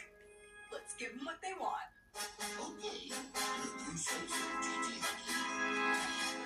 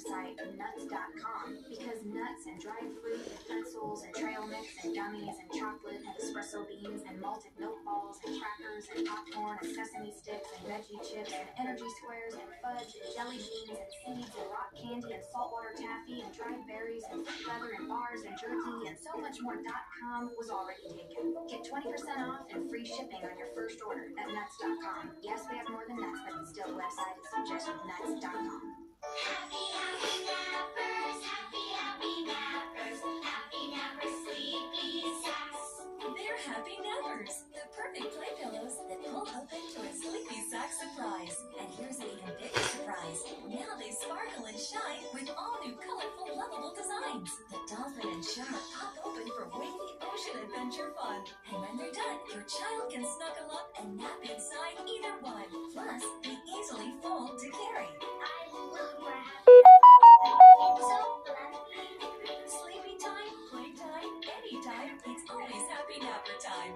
You can get your happy napper starting at $49.99 plus $4.99 processing and handling. Plus, we'll include a digital storybook free with your paid order. There's so many happy nappers to choose from. Plus, we'll lower the price when you get more than one. You can log on at happynappers.com to get yours. Must be 18 or older to order. Each sold separately. You can be a happy napper too. You were so right. I listed this in less than a minute. I told you listing on Poshmark was quick and easy. Oh, I sold my black tote and my slip dress. Let's go get manicure. Oh, thanks, Mom. Thanks, Poshmark. Every new listing by November 3rd is a weekly chance to win luxury goods. Terms apply.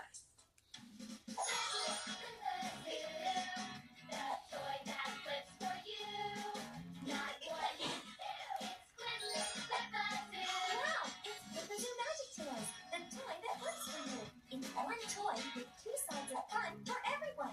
Just hold them here and flip them there. They'll flip for you and you'll flip for them. Flip as your kitty here, flip as your here and one there. And here's something new, a fluff and stuff magic tail just for you. Stuff here, all the magic tails go everywhere. You can go online to see all the Flippers' magic tails you can choose for $24.99 plus $6.95 processing and handling. But to make you really flip for this offer, we'll give you a digital storybook and a clip-on Flip-a-Zoo free with your paid order. You can go online to mymagicdeals.com. Enter the order. That toy that flips for you. Not one, it's two. It's flip.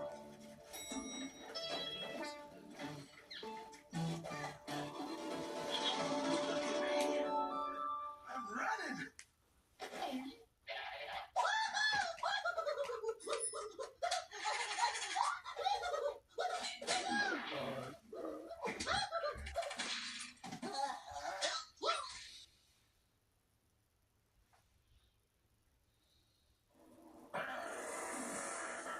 Great work, everybody. And now, let's see who this bank-robbing clown really is. Wait. Yeah, like Scoob and I gotta take some pics. Pictures.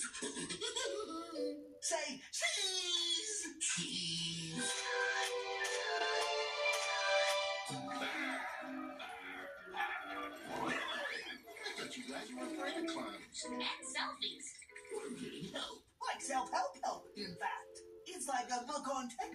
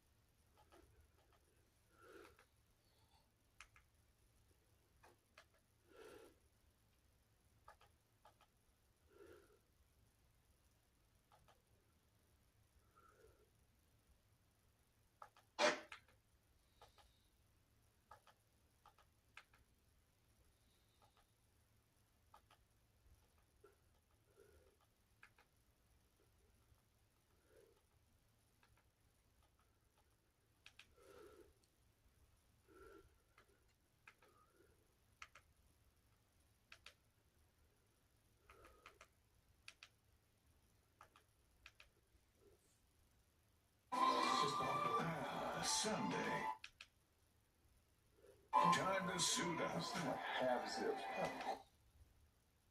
Screen and we can read out the names and everything. So I just wanted to add to it that way. And then I also asked Twitter what they wanted us to talk about. I figured I'd pull one of the questions or topics from there, which is unfortunate right now because the person who I would want to host that, the one I picked, is actually not here. But I think we could still actually go over it a bit.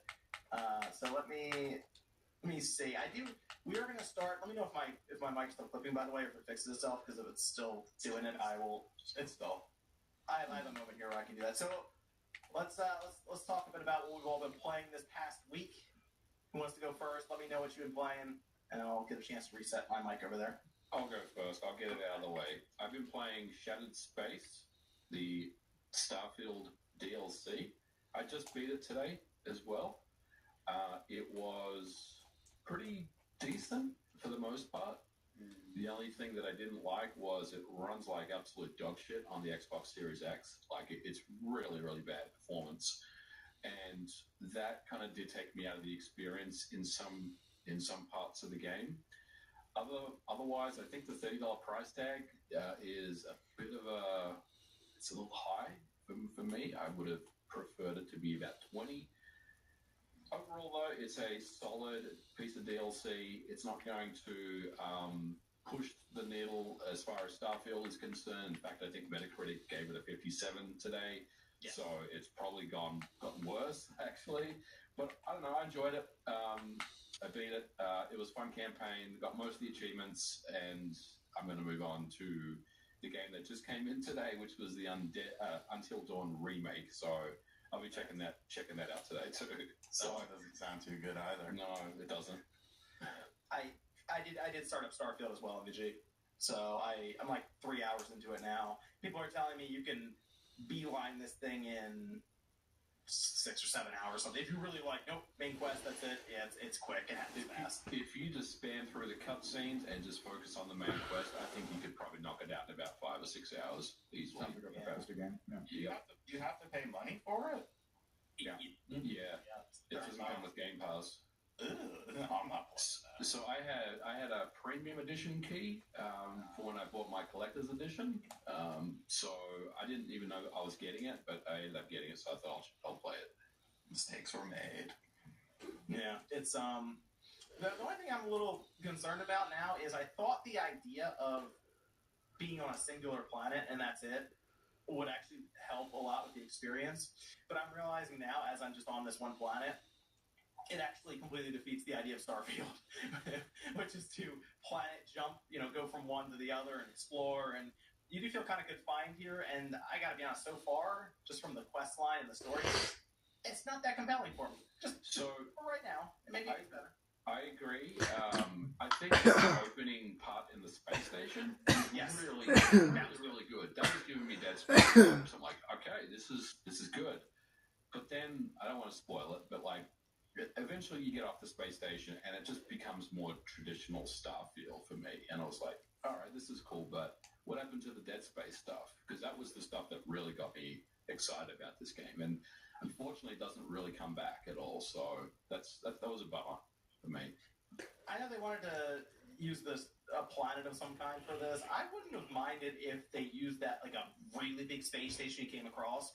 Almost like a big mothership that was like something happened there. I wouldn't have minded if they used that as just the DLC, like Lost in Space or something like that. And it's just this abandoned thing, and you're trying to figure it out rather than go to a planet even.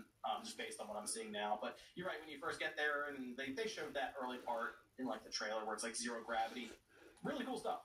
It was awesome, that stuff. I don't know why they kind of just gave you like an hour worth of it, and then it was just kind of typical Bethesda-style Starfield missions after that. The Zero-G stuff was awesome. I was like, this is great. And I was just hoping that the whole DLC would just exist in that space station, but obviously it does not. So.